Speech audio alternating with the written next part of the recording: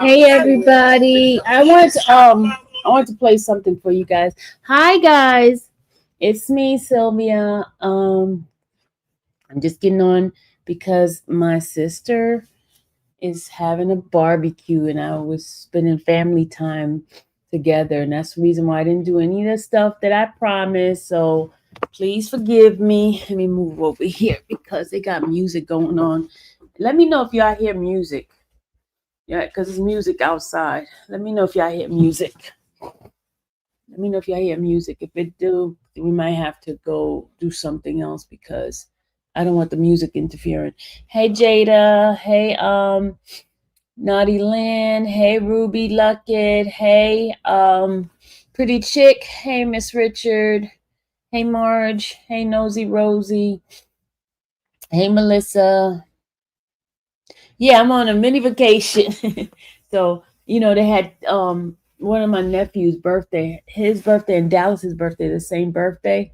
They have the same, and my brother's birthday. They all have the birthdays on May 14th, and they've been celebrating. Dallas not here, but she'll be celebrating when she comes here on Memorial Day weekend. Dallas is coming up here.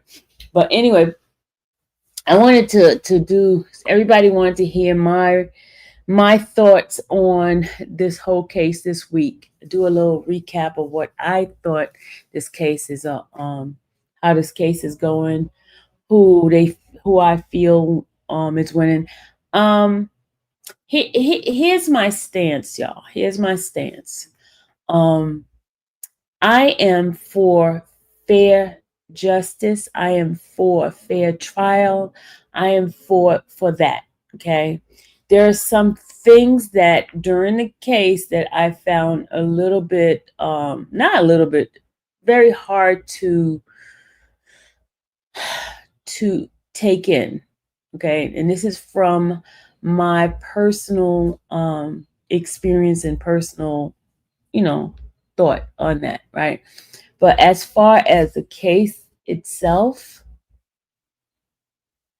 as far as the case itself, we're going to talk about it. We're going to talk about that. It is too early to say who won or lost, because we don't know everything that's out there. Um, but as far as Rico, I don't see Rico. That as far as that part. Um, Domestic violence, definitely I saw domestic violence. I did hear some hard things, some weird stuff that is a little bit too much for me. I personally, I personally, I personally, me personally, um,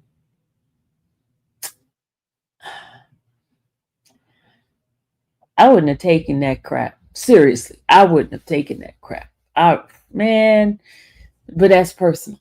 I'm gonna just leave it that way because it made me upset, some of the stuff that I did hear, and I was trying to figure out what and I understand about Stockholm syndrome. I understand about some victims not coming out and saying certain things, but when does it come to a point that enough is enough? I'm not taking this crap from this person. You get what I'm saying? Um and we cannot act like the stuff he did was cool. It was not cool at all. It was not cool at all. And that's the part that has me really torn in this case, because I see so many different sides of it. So I did hear that the DV statute of limitation has passed, so they wouldn't be able to get him on DV. I think that's why they went for RICO and sex trafficking. Oh, okay. Um, and the funny thing, y'all, a lot of those people that are very wealthy like that, they do stuff like that. They do treat people like crap. You know what I'm saying? A lot of them, because because of their money, they think they God, and they think that they can do anything to anybody, and anybody's supposed to just take it like that. You know, um, I don't know, y'all. I really don't know.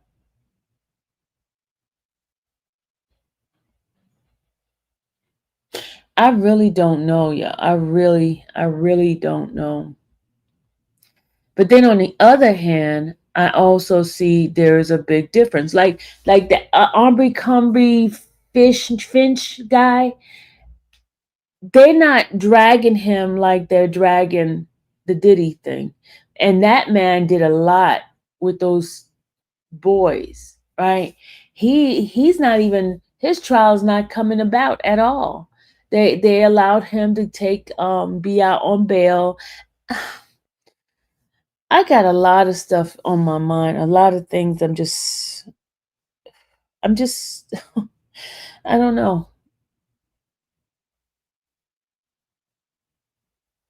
No, I'm not in New York right now. I'm in Jersey.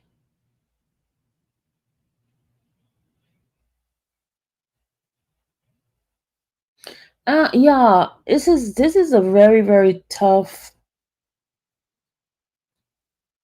And you notice something too.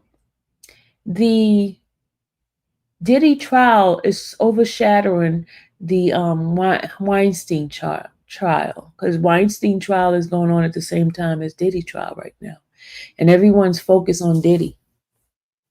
Everyone's focused on Diddy.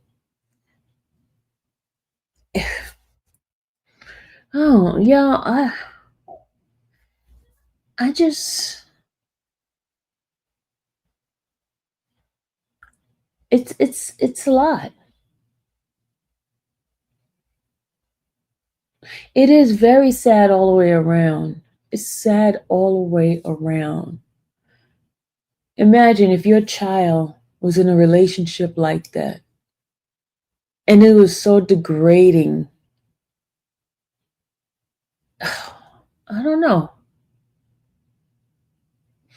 I don't know, y'all. This is a hard pill to swallow, and I can't.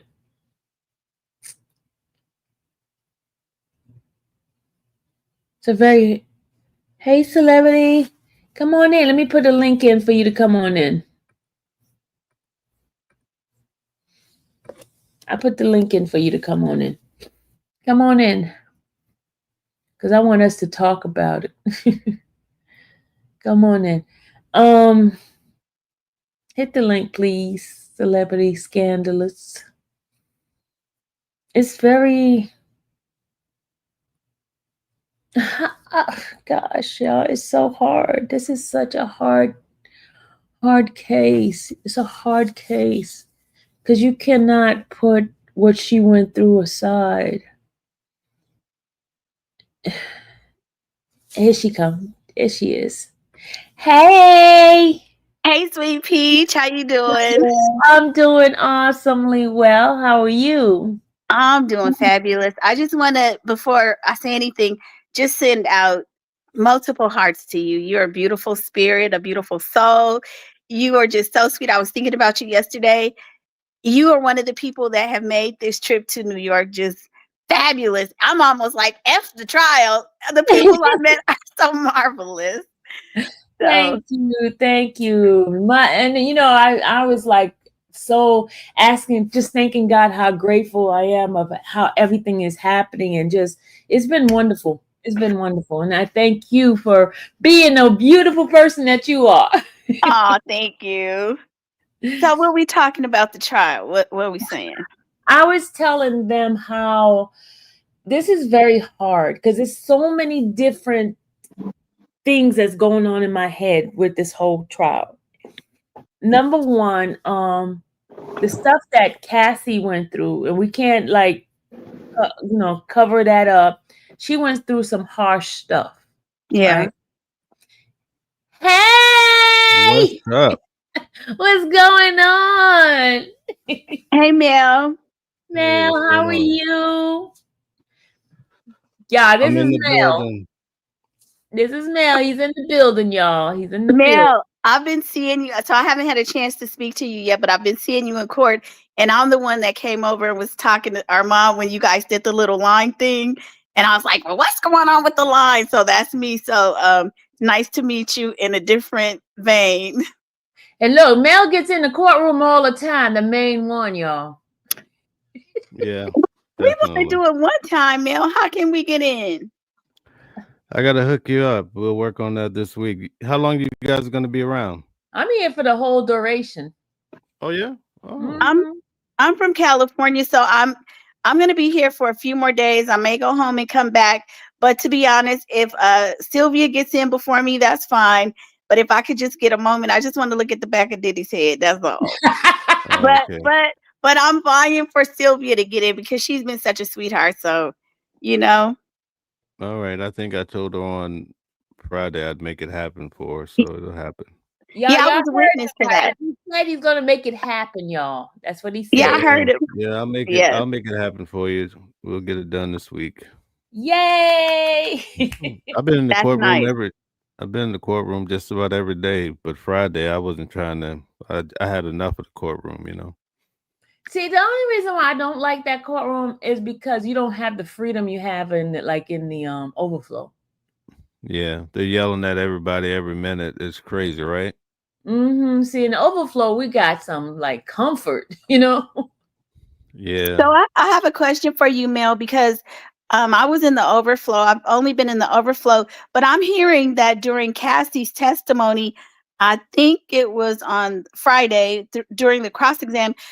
Um, did you get the impression that the jury was kind of some of them were turned off against her in terms of that they were just looking like, oh, that did you get a feel for that at all? Yeah, that's been happening throughout the case. I picked up on that earlier. Remember when she told two stories? I don't know how much time you guys have. I'll try to be very Oh brief no, with it. no, we got time. I'm Take your not. I just time. came. I I slept saw. all day. Oh, okay, I saw you guys. I said, let me go show some support, show some Thank, love. thank you. So when they told the story about, remember she said that Diddy's worker, bodyguard, had went to Mel's diner and came back and told Diddy Suge Knight was at Mel's diner. And then Hmm. Diddy and his bodyguards or whoever jumped into their car dressed in all black, and they all went down to the Mel's diner with their guns. In the original story to the prosecutor, Cassie said she didn't go, right? Hmm. But then the defense showed that she testified back in October to the prosecutors when they were just going through this case that she did go, but she was crying. So I don't know if you guys picked up on that. The other story was the one about the wooden hanger. She initially said Diddy hit the friend on the head with it hard, but then she came. They found out she told the prosecutors back the latter part of last year that she heard it from the bathroom. So that those are some discrepancies where when they came out, I saw the jury people like looking weird, but now, with what happened on Friday, the jury members, I think all of them collectively really felt that the where she talked about the grape and then also the 10 million. I think that was a big storm where people were going pretty crazy about that. So, but when you look at this case, I mean, I didn't listen to what you guys are saying so far. I don't know We your just position. started. We just started. I was just Oh, telling them okay, how okay, everything is like it's so much like different parts of this. It's just like you can't just put it all in one box. Like the way the Right. people that's not in court don't understand what we hear and what we see. And they're going by some of the fake news or that the people putting hmm, out, but it's not what's happening in the courtroom, you know? right, And even the reaction from the people in the courtroom is not the same as what's happening on the outside. I think a yeah, lot of them they're reading the tweets or they're reading like these articles, but you don't get the nuances, you don't get the gas, you don't get to see the expressions of like we do, like we're hearing it, and so they don't get the interpretation. Like they might get a transcript, but it's not really given all of the emotion that's in the courtroom and the reactions. That's what I think is right. missing. So yeah. I think this case is going to boil down and be very simple. Number one. New York Southern District has a 99% conviction rate. I attended Donald Trump's trial, 34 felonies, former president. So what does that tell you?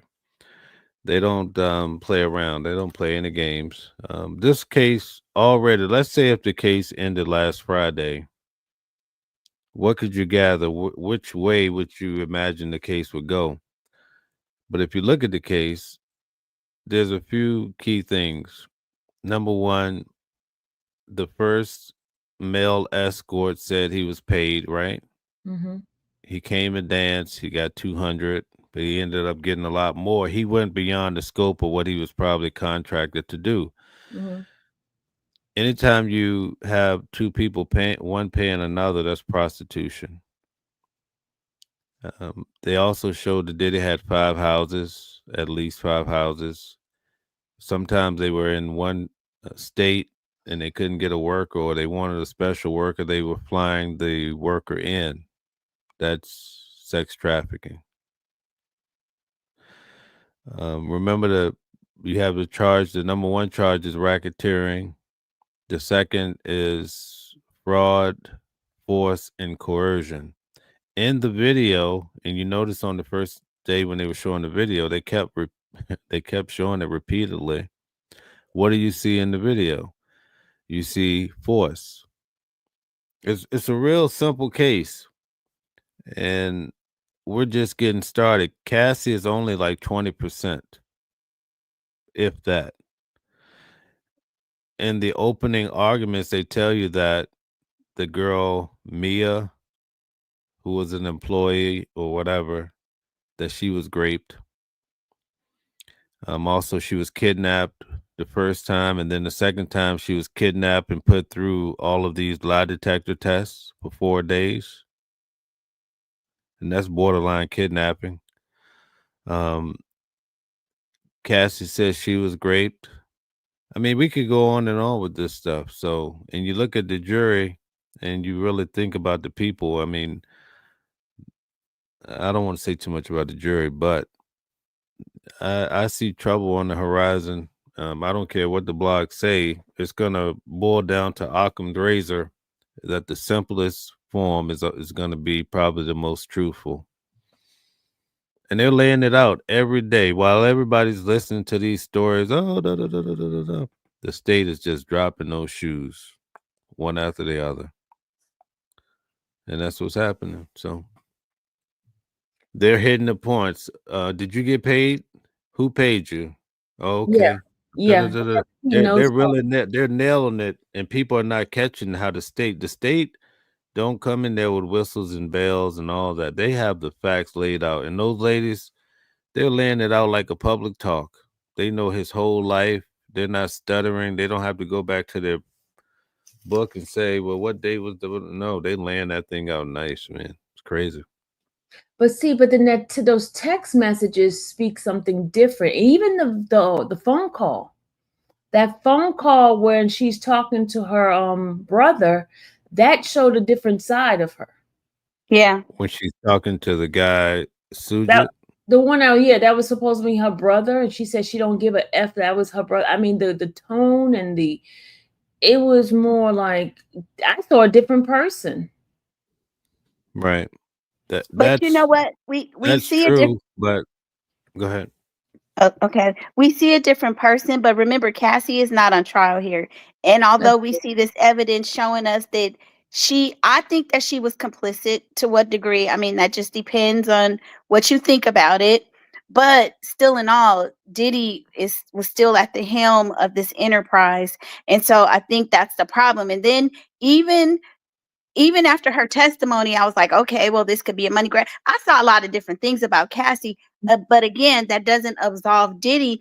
And then when we get Don, see, because it just doesn't just stop with Cassie. Now we got the Don Richard or Richard, whatever she wants to call herself, coming in, and um she's showing an established pattern of behavior. Remember when she says he talks about people can disappear. So I don't know if that's coercion, but that's definitely threatening.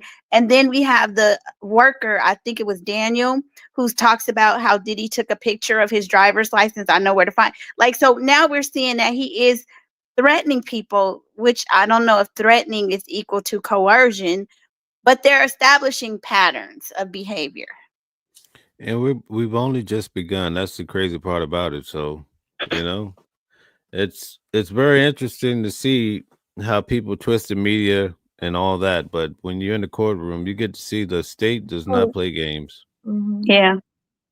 Yeah, they don't play games, you know. So We just it's have to wait. exciting though. We just have to wait and see everything that comes out. And then here's the thing: you got to figure out with the jurors too. The jurors, the makeup of the jurors, mostly men, Yeah. older men, old school men. That's another thing too. We have to think about. I think Right. I think all of us sitting out there in the gallery listening to this, we are a reflection of the jury. Everybody's not against Diddy and everybody's not against Cassie. There's varying opinions about this, and I think that's going to be the same thing that's reflected in the jury. And this is still early on, but the way I'm looking at it is they're methodically building a case against him. I mean, I just that's what I'm seeing, and it's You so know the early. problem. Hmm. You know what the problem is though? The problem is this. When you're in court, the instructions, the way the judge when they talk to the jury privately is different than what you get while sitting in your seat looking at the case. They give them the real law and how this thing works. And the law and what we interpret and we think the law is much different. And I think that's where people tend to go wrong. And they start to say, well, you know, this could, I mean, he could, jurors can definitely be swayed. But what I'm saying is they're giving them the rules very clear and then they try to put them into the box.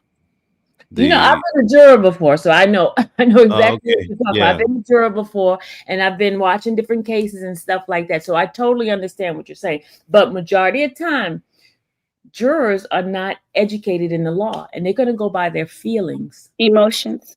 They're going to go by their feel, regardless of what the judge said. There are jurors that comes in with this mindset, hey, this doesn't fit. Doesn't make common sense to me. So I'm not going to go with this person here because we Right. went through that with jurors before, and even like with the YSL, I just finished. You hear the jurors how they perceive certain things. They watch the action of the prosecutor. They didn't like the way the prosecutor was attacking this and that. That's what the jurors go by. They don't go by what the law is. You get what I'm saying by that? Yeah. Mel, You to think, your point, I was a litigation secretary for 8 years, maybe 9, and I totally agree with you.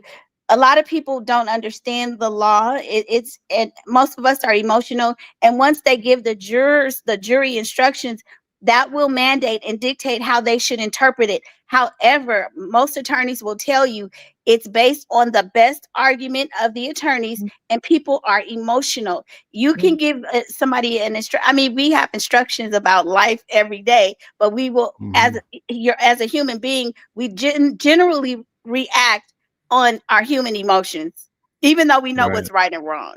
So, unfortunately, most people are, and I think they try, but they're going to go by their emotions and they're going to go by who made the best argument. And you probably already know law is not about the truth, it's about who has the best argument. Yeah. Right. Yeah. And and I'm sorry, how y'all doing and everything? Good evening. Hey, hey. Hey, how are you? Hey, how you doing? So my thoughts are this, right? I came into the case, I had my preconceived notions of what I felt and my biases. I said I'm gonna listen to the trial from a juror's perspective with the instructions provided by the judge.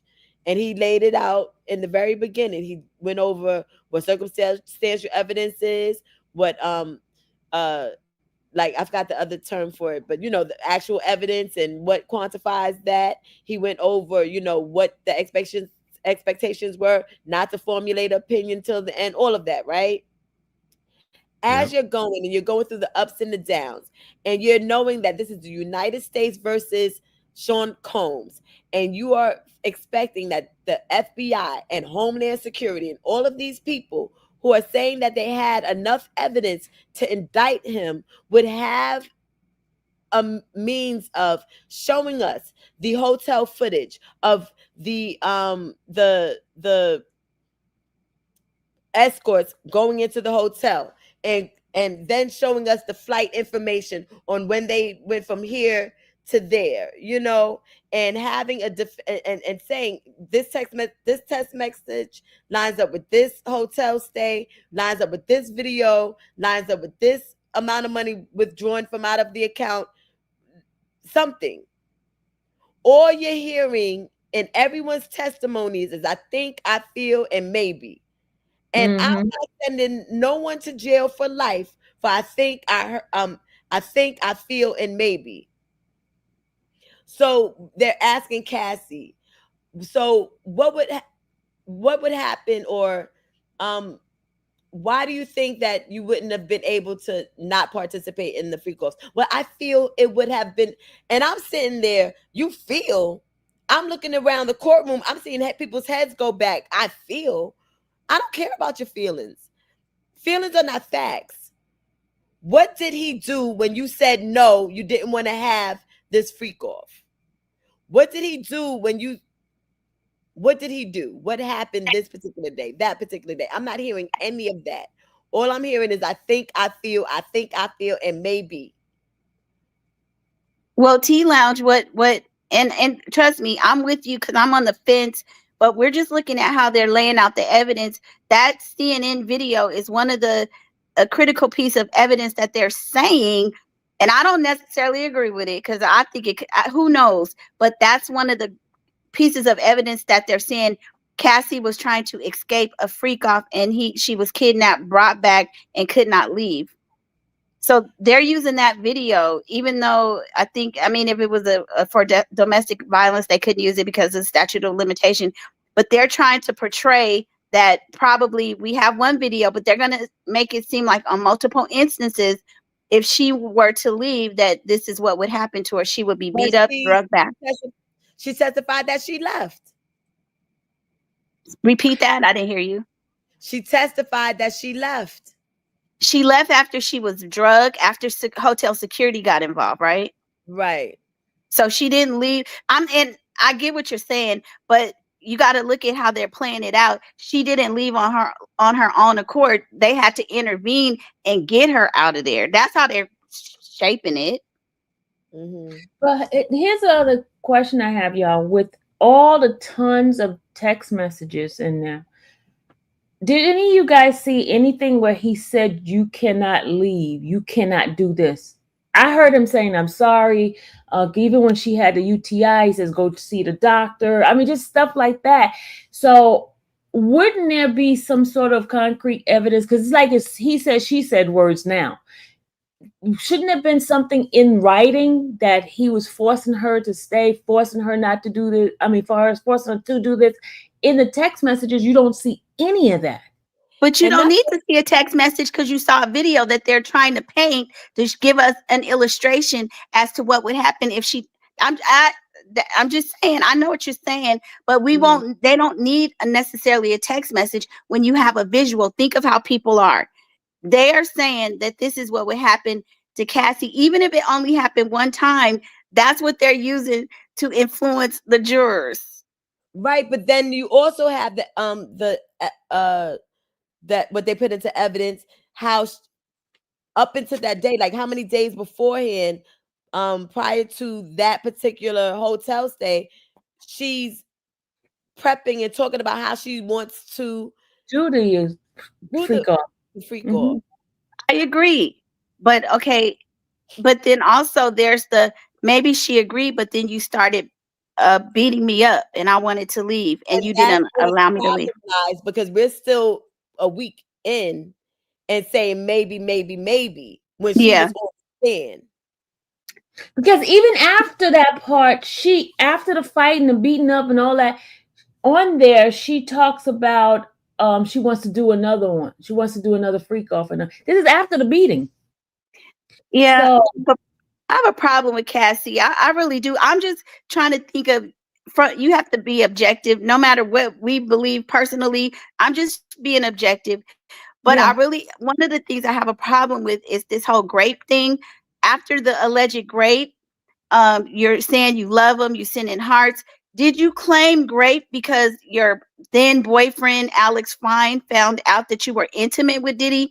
And because women do that, people do that. I'm not a male, whatever they say. Oh, you're a male support, whatever. But sometimes people lie. If you have a relationship and this man found out you were continuing this relationship with Diddy, oh no, I didn't want to do it. He forced himself on me. So I'm kind of questioning that. The whole thing is questionable. And when someone goes to testify that was able to secure $20 million for what she went through, and she's not able to there's a word I'm looking for. She's not able to say what has happened to her. There's no there was this time when we were coming out of Noble, and um I we went to this hotel. There's nothing outside, like there's nothing like that. Whenever they did talk about a hotel, it was only in New York, right? And that guy was living in New York. When it came time to say, okay, well, this escort, I think they might have been he might have come to Miami. I can't remember. And I'm just like, girl, it's now or never. He is on the stand.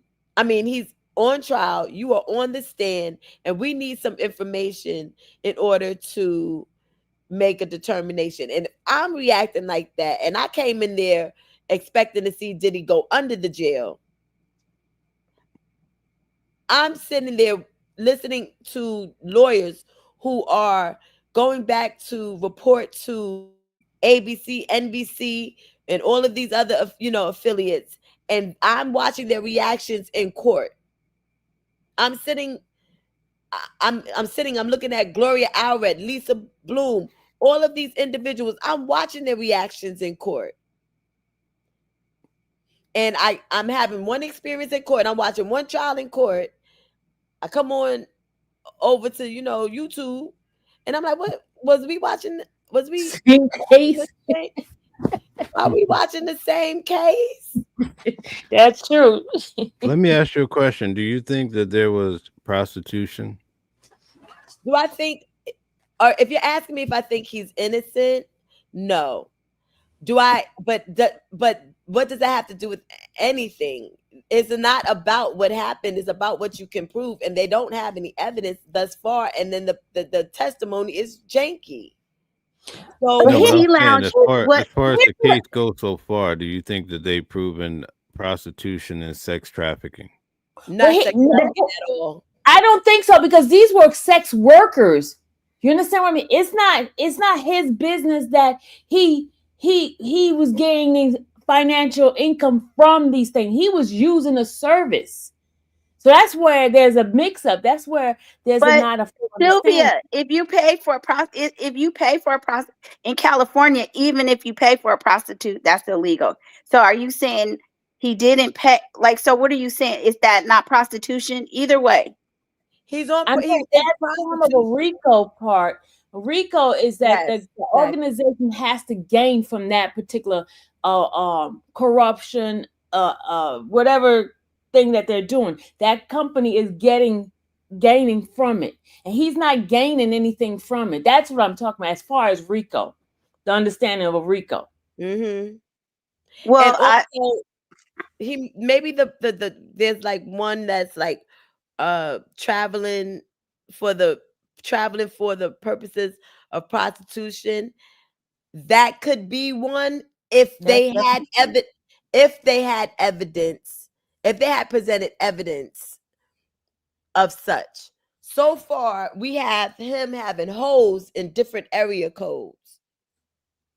Wait a minute. So Daniel, the sex worker, you're saying he wasn't, because I mean they could. I think a good defense would be that we didn't pay for the sex. We paid for an experience of the dancing, and it just always led to that. But that's kind of not. I don't feel his defense has said that. No, The but defense that says was it was also like took place in porn New where York. he paid for time. That's what they said. Right, but it Yeah. also took place in New York. He's not on trial for having solicited prostitutes in New York City. He's not on trial for domestic violence. He's on trial for saying these escorts have been paid to travel for the sole purposes of having sex in other states. That's what would have had to happen. And they have not shown us anything. And I'm not saying that is not coming down the pipeline, but they have not shown us anything to where you mean to tell me you have not gone through this man's bank records. You have not seen, well, hey, this happened. There was a freak off on this date. Leading up to it, this amount of money was taken out. This flight was booked. This hotel is showing you all walking into it on. Okay, so you need more evidence. Like, so you're saying the testimony of Daniel, that worker, because there are probably going to be more. So you're saying that that is not, because Cassie is corroborating and confirming that she set those things up. So are Right, you in saying New that? York. In New York. No, they They went to didn't. Miami. They went to Ibiza. Daniel went to Miami. Huh? Daniel went to Miami. Not just that. Daniel did Vegas, California, and New York. So Oh, then there you you know go. what? I'm mistaken. I'm mistaken. I just heard Daniel say that he was in New York. I would have No, to he check. said he did Vegas, he did California, and he did New York. He said And he they did had somebody that went to Europe with them too, or something. Ibiza. Yeah, Ibiza. right. I know that much, but I'm talking about specifically Daniel. Daniel. Daniel Yeah. Phillips. Daniel, because remember Daniel lived in Vegas as well. So wait a minute. Daniel was in New York. I thought they were saying he lived in New York. He lived in California at one point. I mean, Vegas at one point. So if he lives in those places, was the times that he was there lining up with His travel? Yes. He did travel at one point. He was living someplace else and traveled. So there Yeah, was travel. that's what he said. There was You know travel. what? I honestly clearly missed him traveling. That's what I've been waiting for this whole time. No, he traveled. Yeah. He talked about it. That's He where they're traveled. getting that sex trafficking from. Yes, I was waiting for that because I was saying to myself, how come I haven't heard an escort go from one? Because I know they talked about Jules and they mentioned Jules possibly being in other places, but I didn't hear the Daniel guy. I was writing down all the hotels and I saw like New York hotels. I don't know how I missed that part of the testimony. It was like in the beginning when he uh, was talking about. okay. Mel mentioned something that you said, T Lounge. Weren't you the one saying that Cassie, that her testimony was not, that it changed when she was talking about the incident about Suge Knight? I think you were the first Yeah, person who called it out. She said that one minute she said she was there, then the next minute she said she wasn't. That's what Mel just said. Yeah, I gotta go back because now I gotta go to and something told me to read Daniel's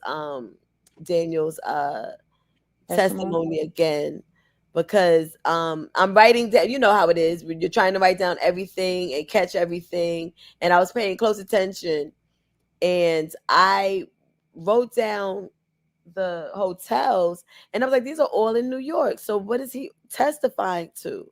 He's up there saying that she wasn't inebriated, and the one time she was, they refused to have sex with her and everything. So I'm just like, and then his testimony changed from one day to the other when he said that he was running out the hotel or at least out the room, and talking about Diddy. And then the next day he said that he told them to come in and continue, you know.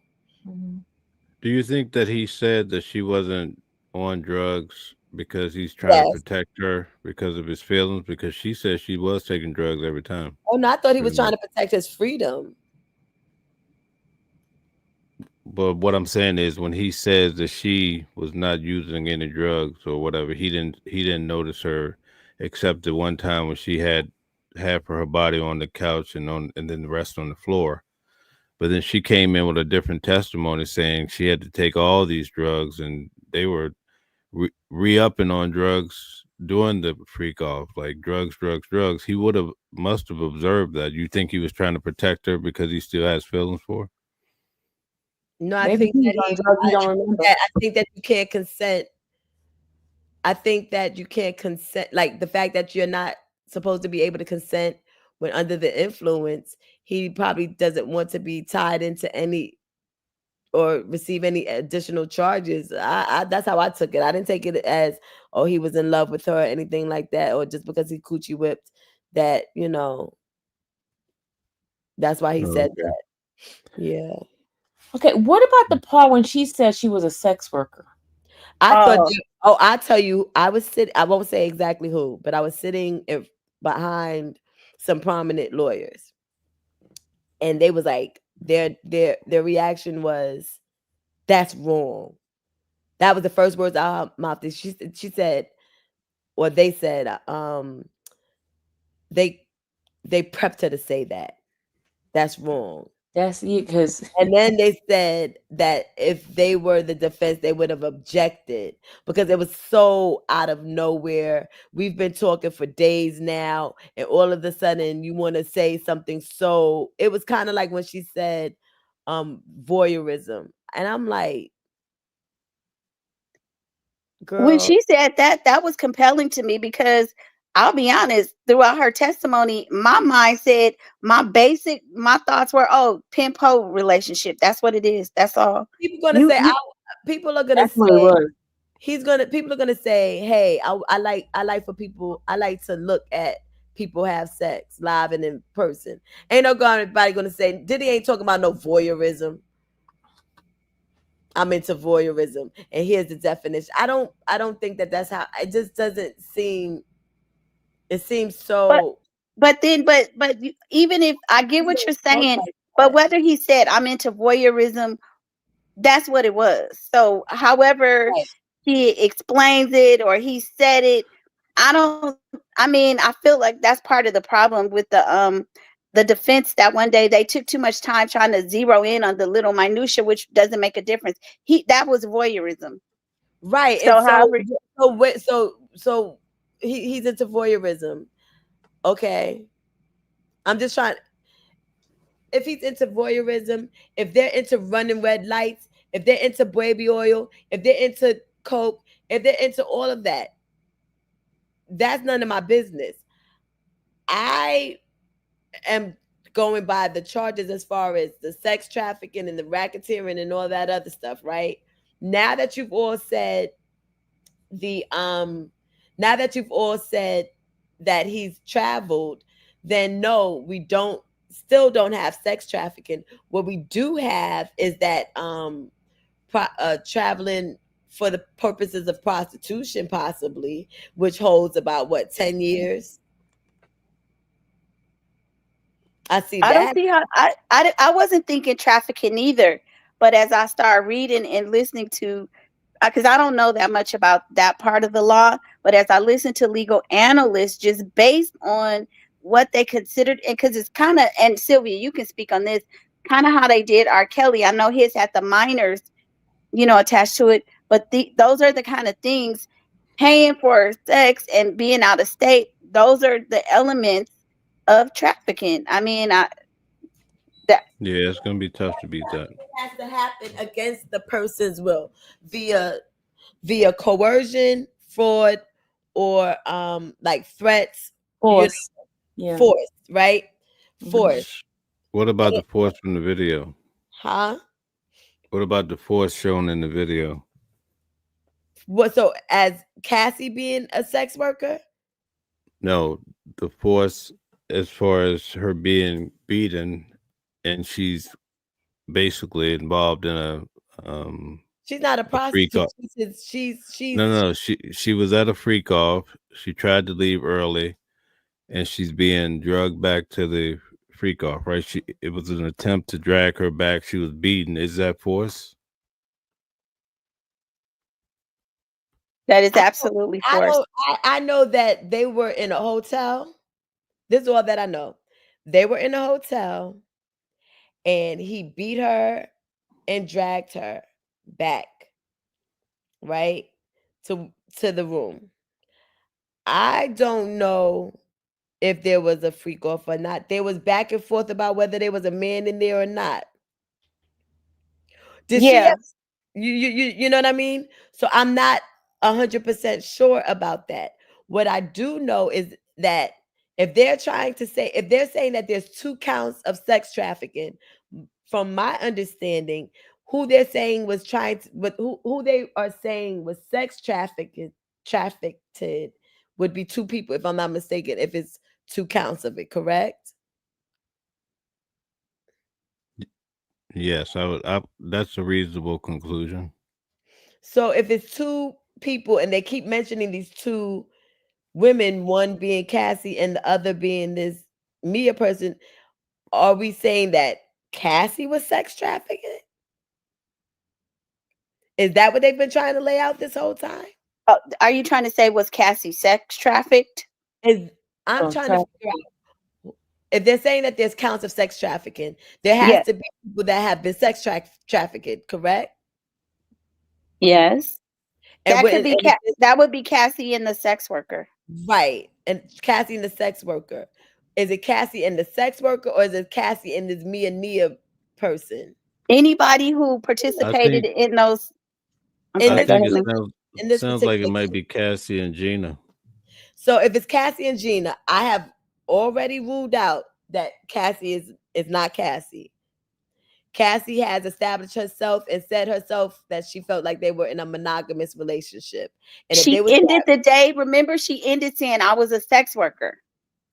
she been saying a lot. She also said she was raped. But So I know, I agree. But again, let's look at it how the jurors are hearing it. I'm looking at it the way how the jurors is hearing it. And the way So she said she was a sex worker. She said that.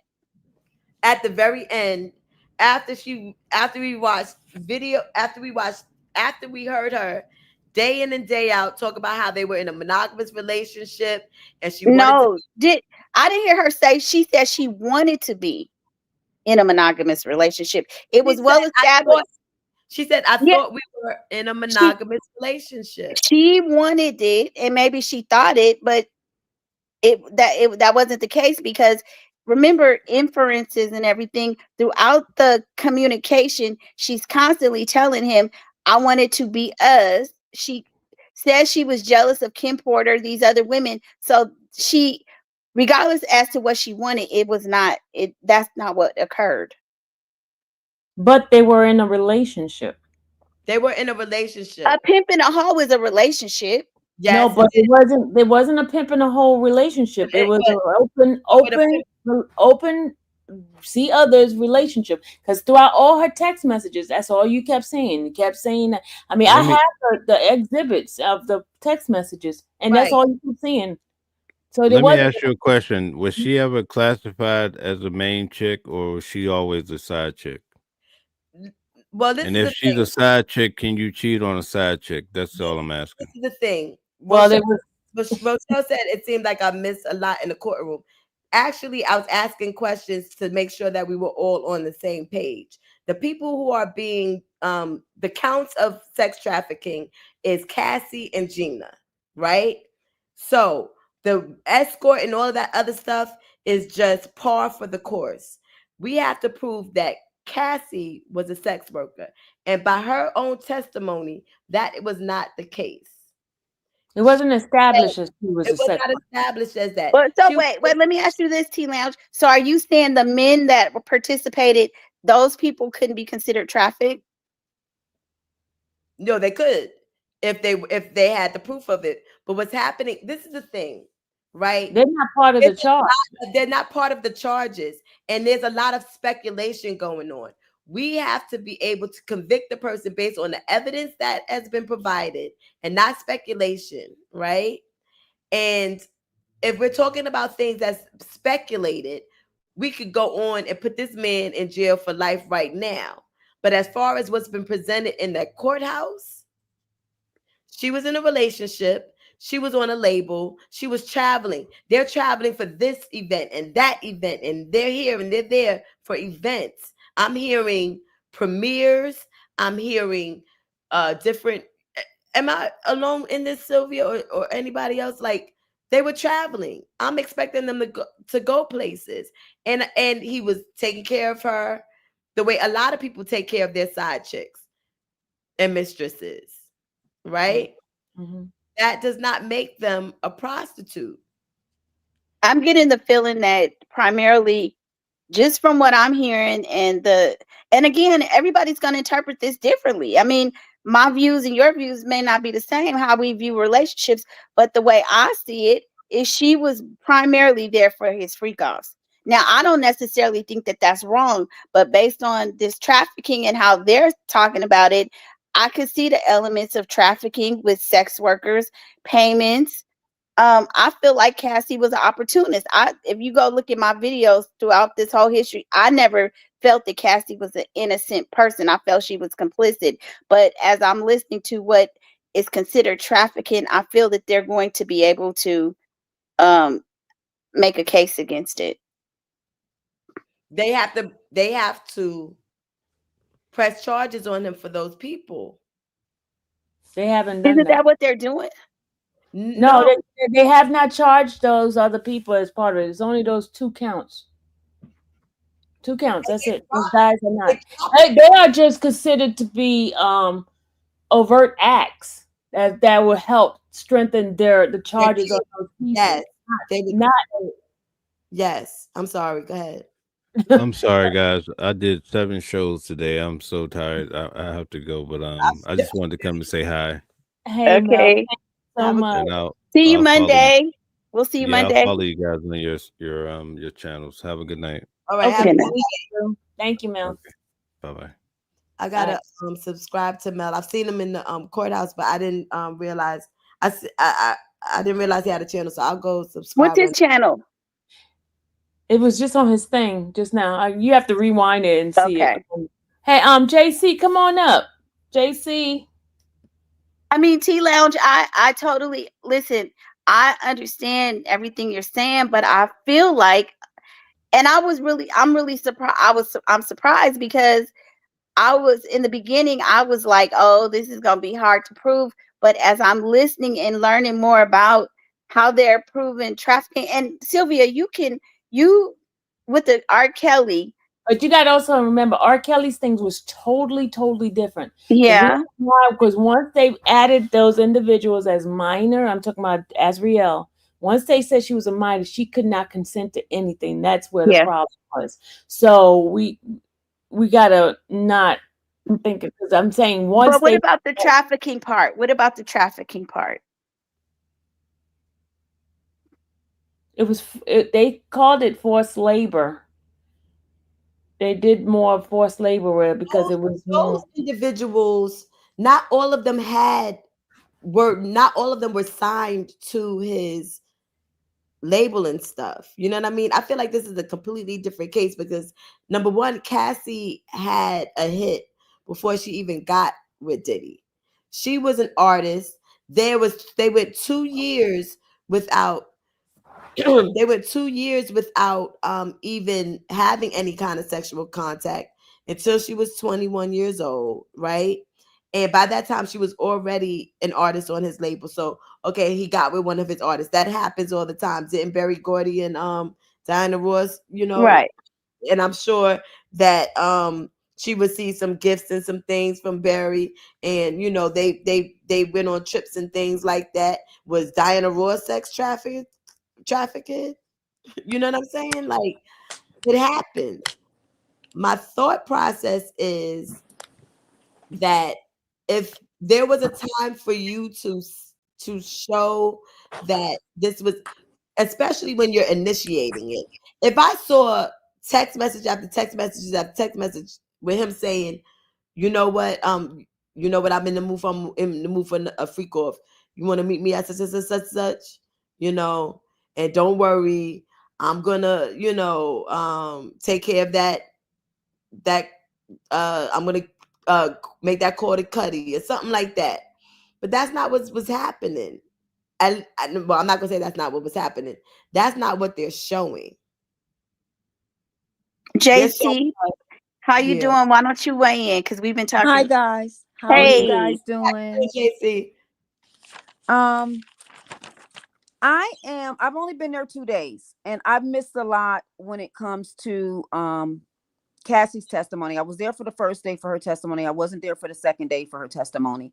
The rest of what I caught was either on X and it was through inner city press, but a lot of that is it's not the transcript. So you can't be clear. I know I missed a lot of stuff. How I feel at this point is I think the issue to me is going to be the RICO.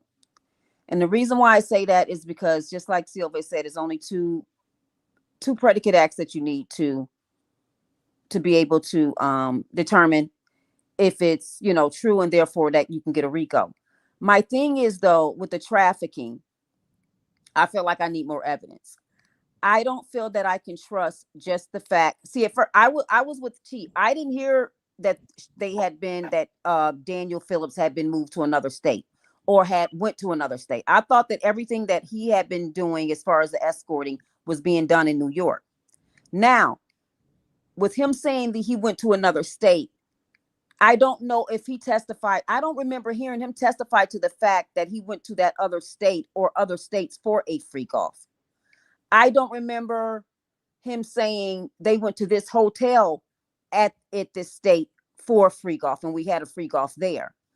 The only hotels I remember was I would have to get my book, but I'm familiar with the hotels in New York, the two that they mentioned. And there was one. So do we know, Miss Sylvia, if there were other hotels that he said that he went to in different states for a freak off? Let me go ahead and pull up the transcript and then I'll give you guys a definitive on that one. Okay. Appreciate it. Hey, another issue that I'm having is the issue with the conspiracy, as far as it being a situation where there was more people involved that worked for him, involved in these freak offs, setting the freak offs up. And the reason why I'm struggling with that is because I remember when Brian Steele crossed Cassie, not Brian Steele, but when Miss Esteva crossed Cassie, she did ask her, what are some of the things that his assistants normally do for him? Mm-hmm. And she basically explained, they wake him up, they get him his food, they get him anything that he may need. They might go buy all the things that he needs. They supply everything that he needs. Anything that he needs, they basically get for him. She then also asked her, well, were they aware of the freak offs? And she said, no, I never told him about the freak offs. She said, well, do you know if he ever told him about the freak offs? She said she don't think that they were aware of the freak offs. So I'm trying to understand if they did buy some of these things, such as baby oil, such as set the room up, doing those type of things. Are they complicit in being, as far as a conspiracy, if they're not aware of what's going on in that room? I think that's the reason why she asked, did they ever come in that room when you guys were having a freak off? And she said one time. No, she said no. She said no. She said, I don't remember. I was too high to remember. Because remember, she said they came in to clean up. Even if I were high. She said, no, they never came into the room while the freak out was going on. And then when they got into whether or not she was too high, she said, I would have remembered even if I was high.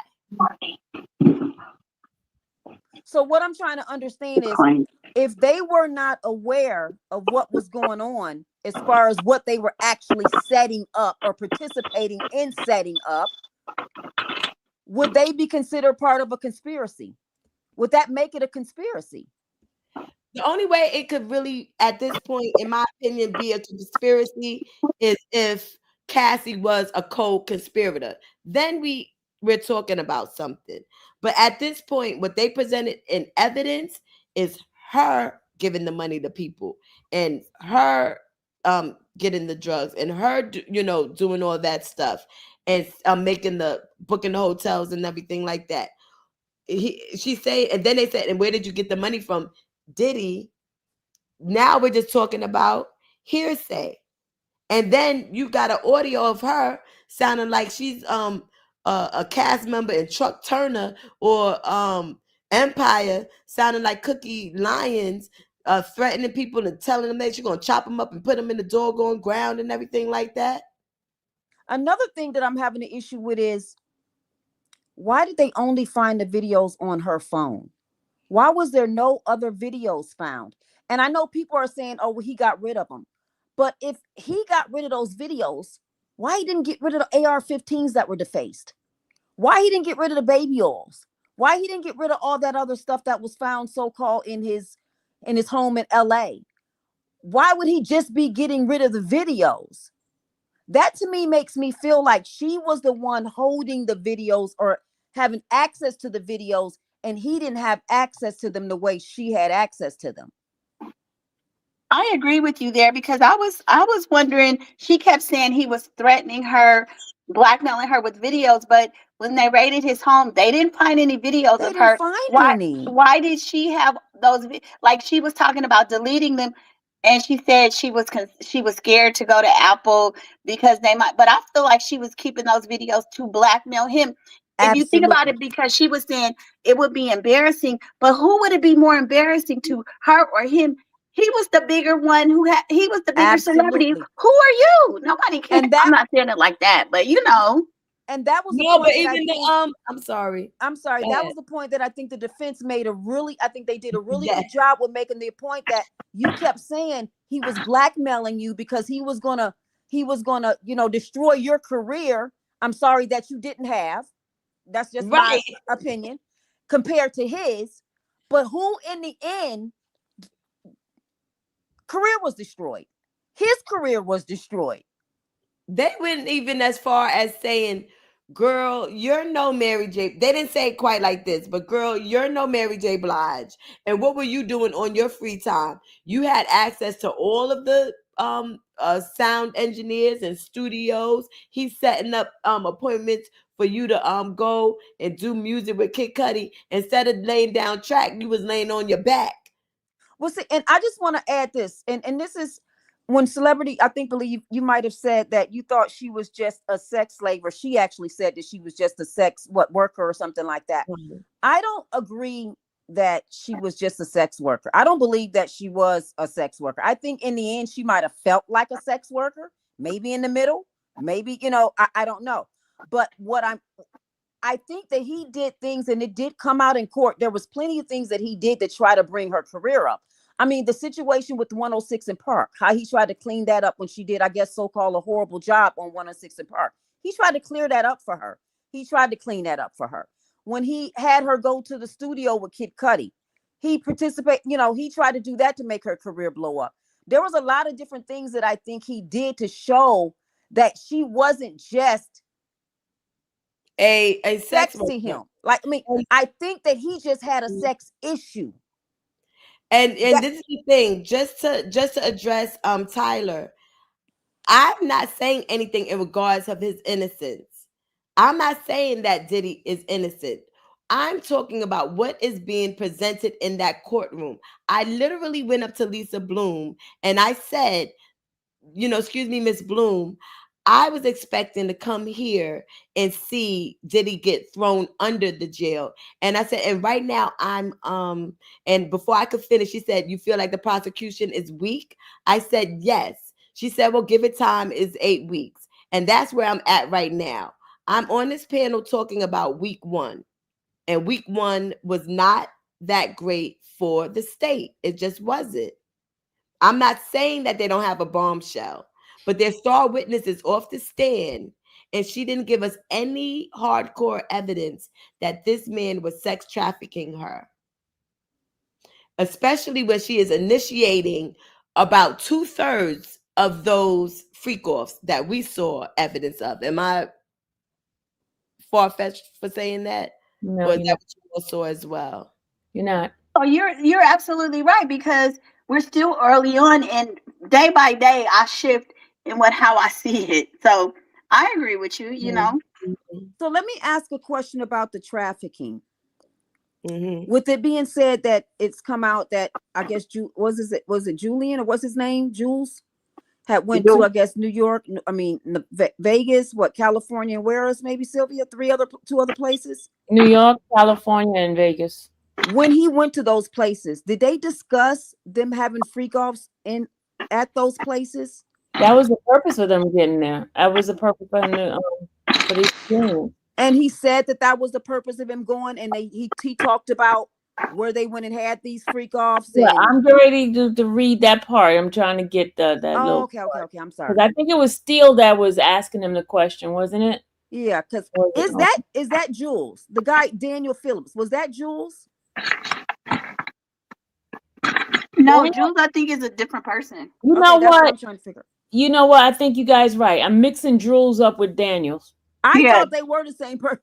I'm sorry. That I mixed up Jules with Daniels. Okay, so when because did Jules come in, and why are we talking? Jules did not come in. He has not testified. Yeah, he hasn't testified, but Yeah. when did he come in the conversation?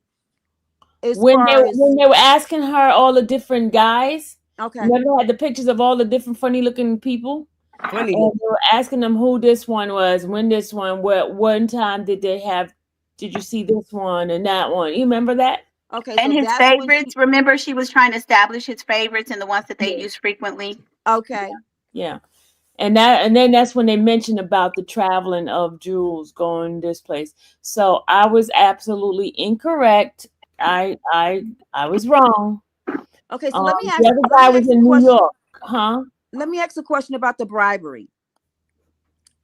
In the incident report, he did talk about that he thought that Sean Combs was trying to bribe him. That's basically the only thing that he put in the incident report. Nothing else to me was in the incident report. The black guy wasn't in the incident report.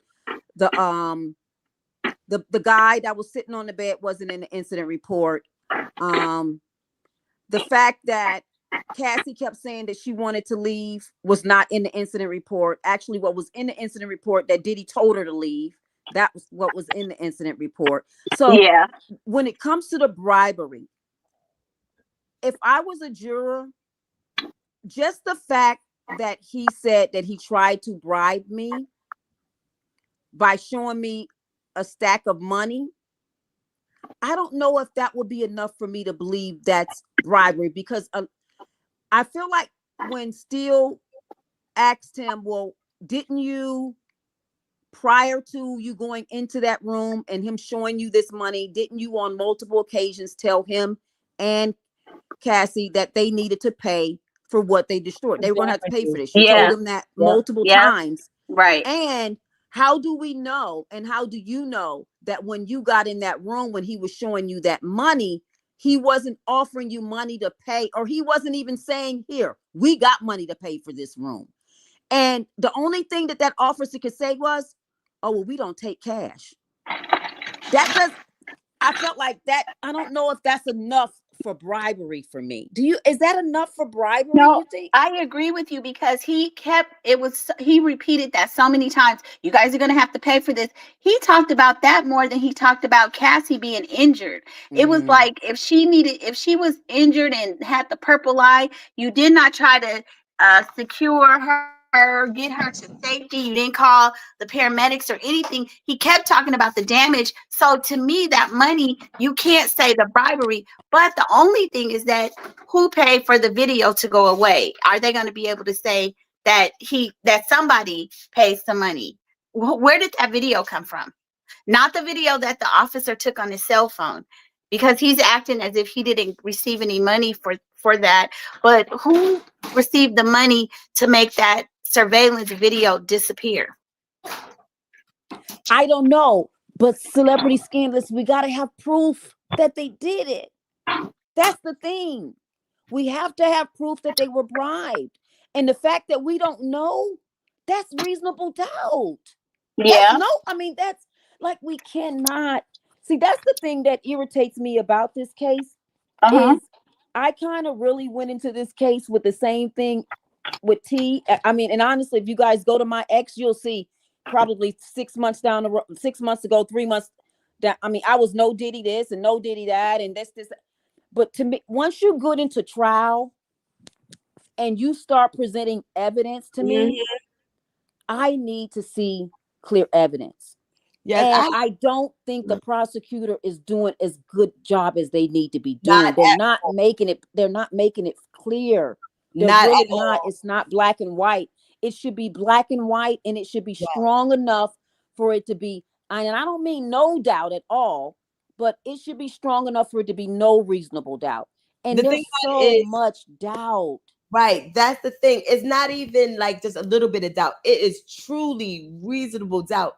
And if you go to my page, I have 2 videos up in regards to Diddy before the trial started. I had a completely different take on it. So you can hear me having heard the charges, having heard that he got indicted, and how I felt about it, and what I said about, how men are, and so on and so forth, the whole bit. And I came into the courtroom, and I've never really liked him. Like, I've always had like I don't like this nigga. You know what I'm saying? Excuse my language, but that's how I felt. So I went into the courtroom like, yep, here it is, D-Day, Judgment Day. Pack them up and ship them out. And I'm sitting there like, what is this? The star witness is off the stand, and I know nothing for sure.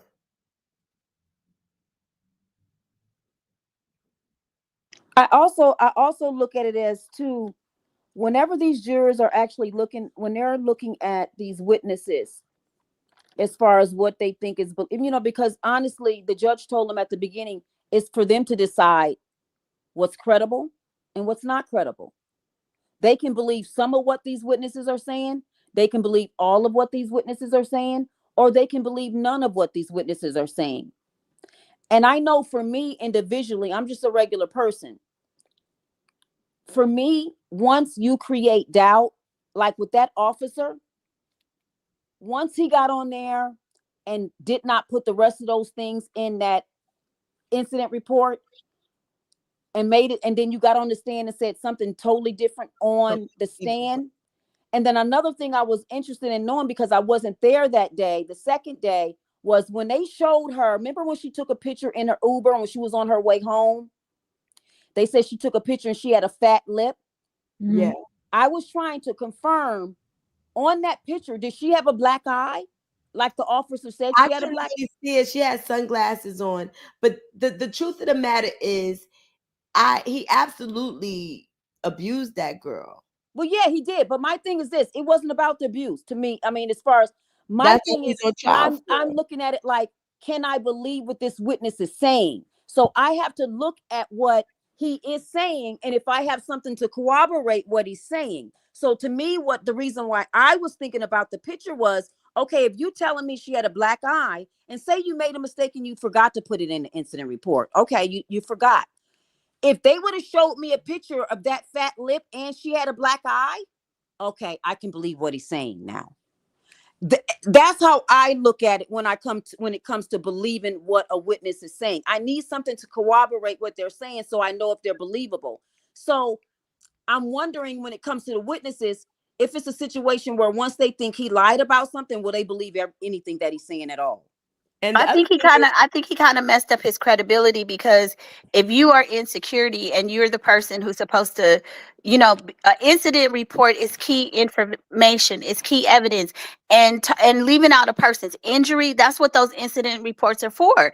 You're supposed to talk about what occurred, and that's why Cassie got some of the money from the hotel, because it was a total breach.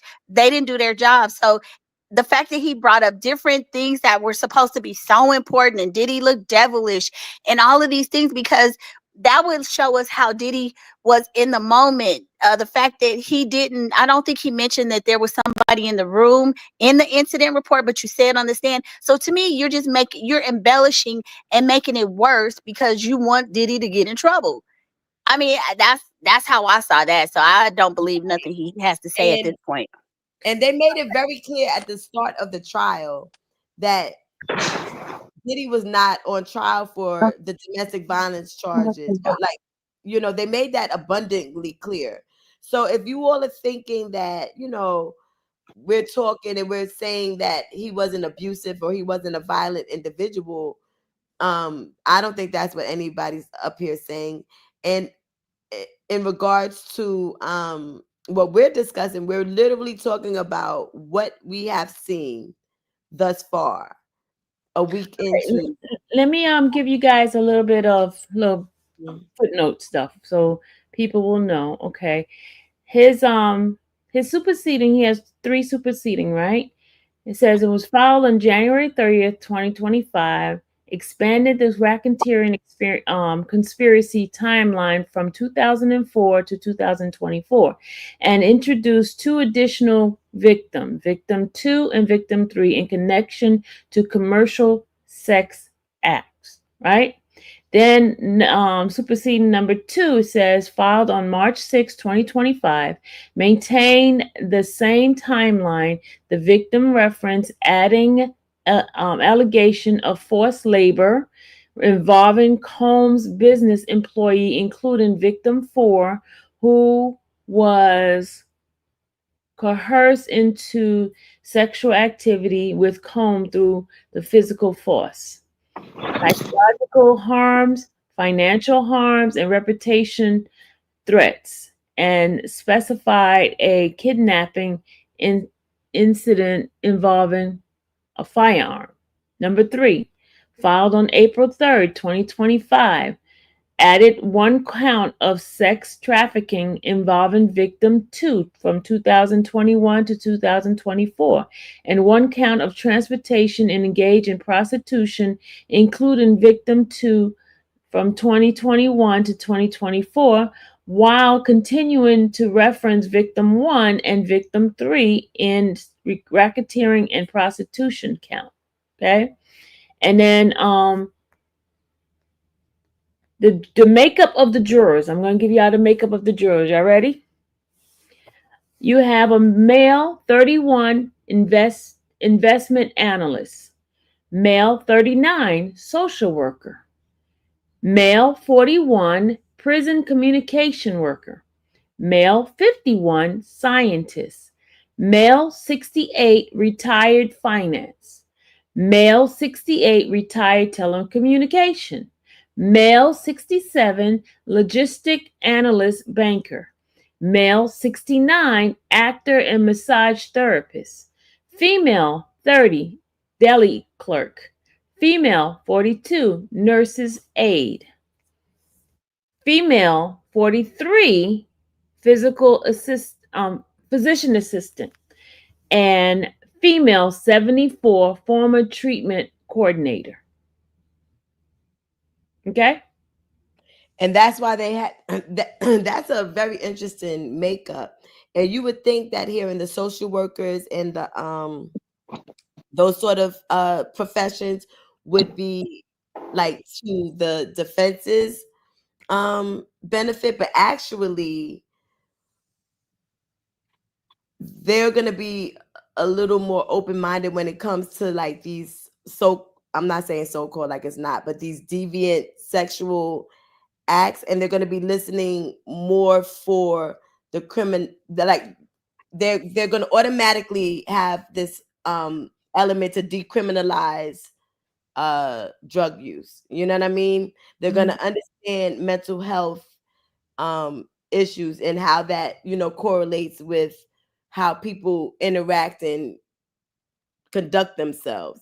So I find that very interesting. Now that I have the makeup like officially, the fact that they had that juror consultant who, from my understanding, I'm going to verify, was the jury consultant for the OJ trial. I see why they chose the people that they chose. They chose older men who had some sort of financial stability, or they chose older men who have some sort of financial stability, or like status, and they chose women who were in positions that were not as high earning. I don't know if y'all caught that when with the breakdown. Yeah, they have 2 black females on the jury. Yeah, and they're like nurses' aides, and I'm not saying anything in regards to like, I'm I just think one looking is at a deli clerk. One is a deli clerk, and the other I'm one just is looking at the power dynamics and why they chose who they chose. It makes sense, for empathy. but majority of them are men, older men. Remember, I was telling you they were all older men. They're older men because older men don't have any concept of rape culture.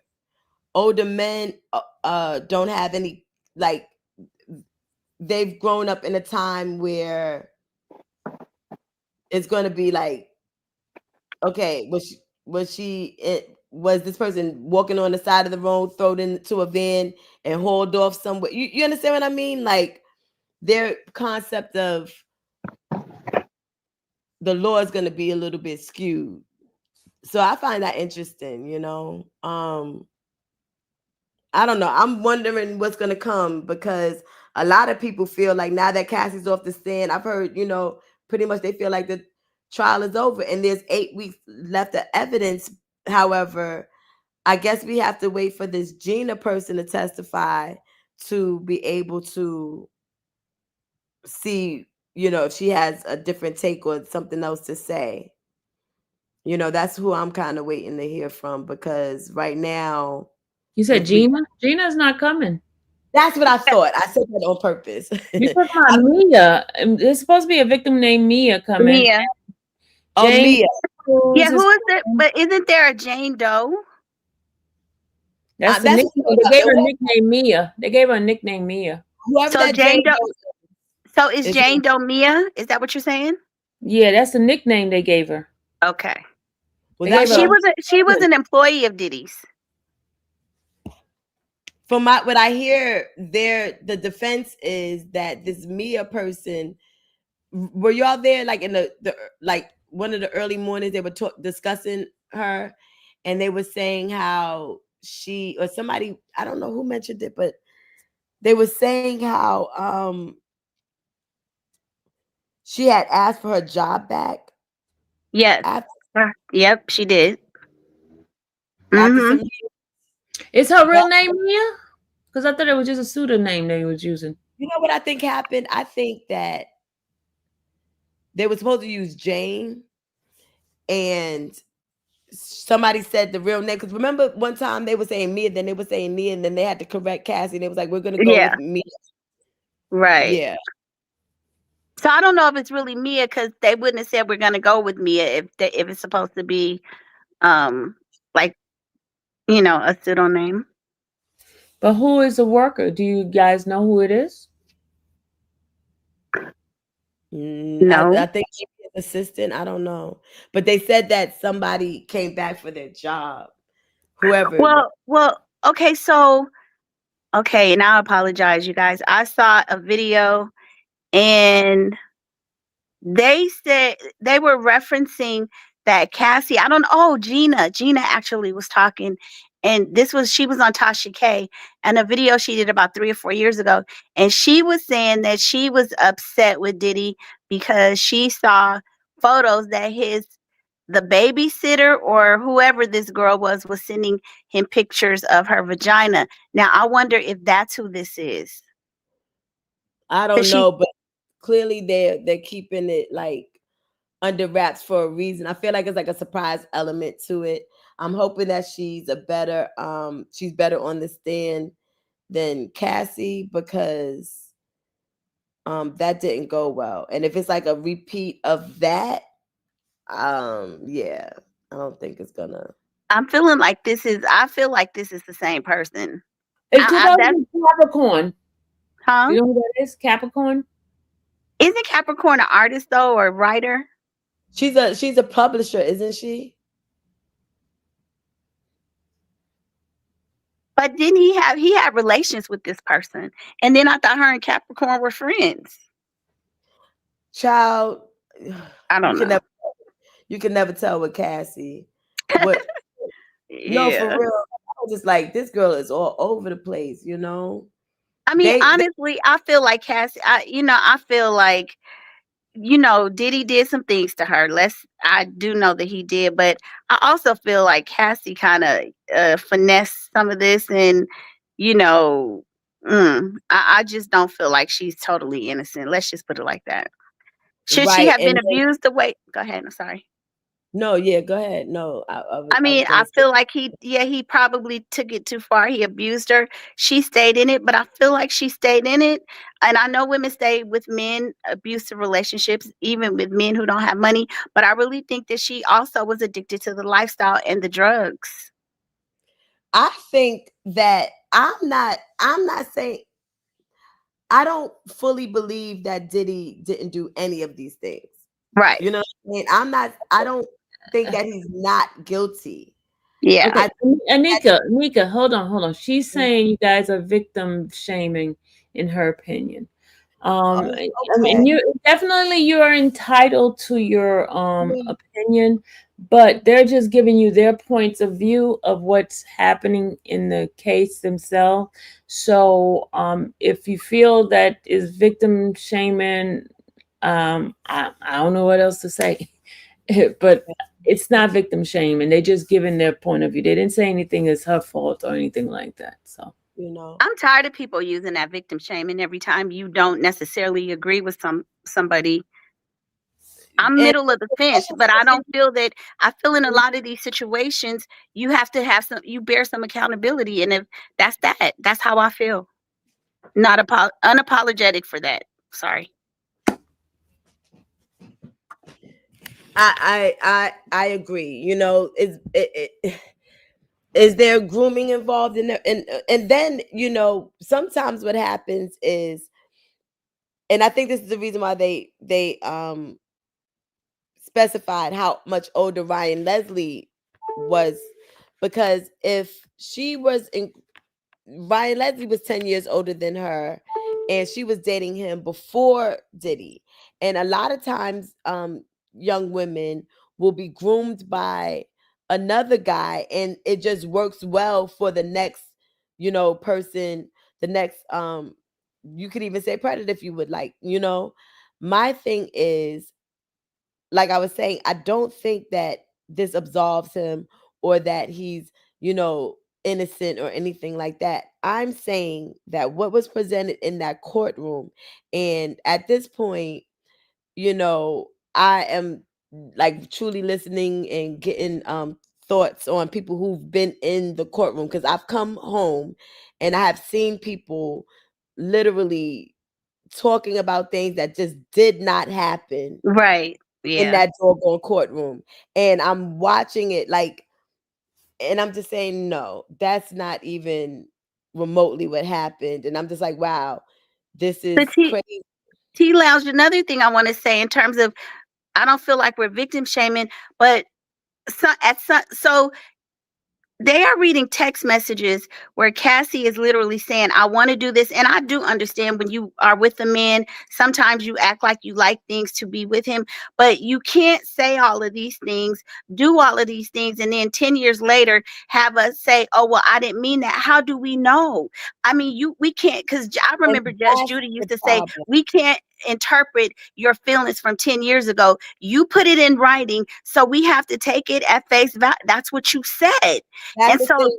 That's the problem. That yeah, is the problem. And that's what's happening. And that's why people have I sometimes, like, I wish people that the people that's tuning in could see the courtroom. And when we're saying see the courtroom, these press affiliates are walking like they have their press pass. So you're talking to them and you glance down and you see NBC, ABC. You go on later on and like, oh, and I see them talking outside the courtroom, people that I've had conversations with. You know, one affiliate, I'm not going to get into who. I was me and Miss Sylvia was together, and he told us that he felt that the prosecution was average and the defense wasn't great. I mean, I feel like the thing with Cassie, some of her statements previously to Diddy, you're expecting us to come 10 years later and then you explain it away. And the reason I'm saying this is because when she's reading those text messages, if you remember on the day when the prosecuting was laying out everything, her memory was really good. And I've noticed that when she was doing cross, she was a little bit, in some instances, I don't remember. It's like, oh, you don't remember because it kind of makes you look kind of bad. And so not only are we listening to what she said previously, we're also observing her response, her attitude when she's responding, and her lack of context and not knowing or forgetting what this really meant. That's where we're putting this emotion. See, you guys are only getting some kind of a transcript. We are able to see how she's responding. I don't know. Well, it's and every time she says something, every time she did something that just like seemed janky, all of a sudden then she starts rubbing her belly. You wasn't rubbing your belly, like we're seeing all of those little yes, nuances. We're seeing her like, put it like this, in all of her testimony, when it came down to, okay, what if you refuse to do one of these freak offs, what would happen? What I feel like Sean would have. I can't put somebody in jail for life because you feel like something.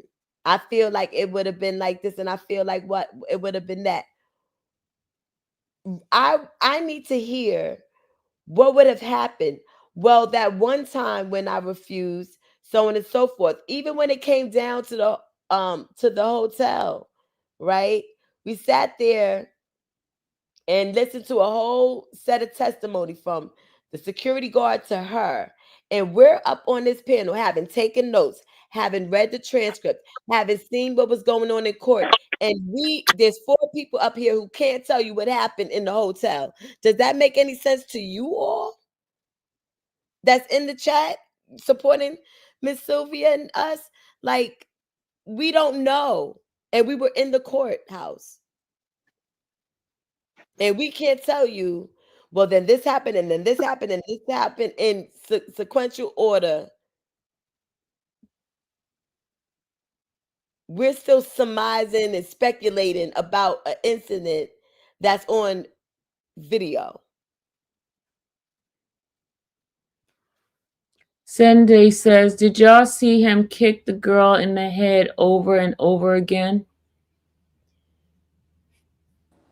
When they charge him with the 2nd degree assault, then we can see like how much time he gets for that. Yeah, but they're not charging him with that. That's my point. Yeah. Ooh. We did see that, but I mean, what is the? I'm not understanding how that relates to what.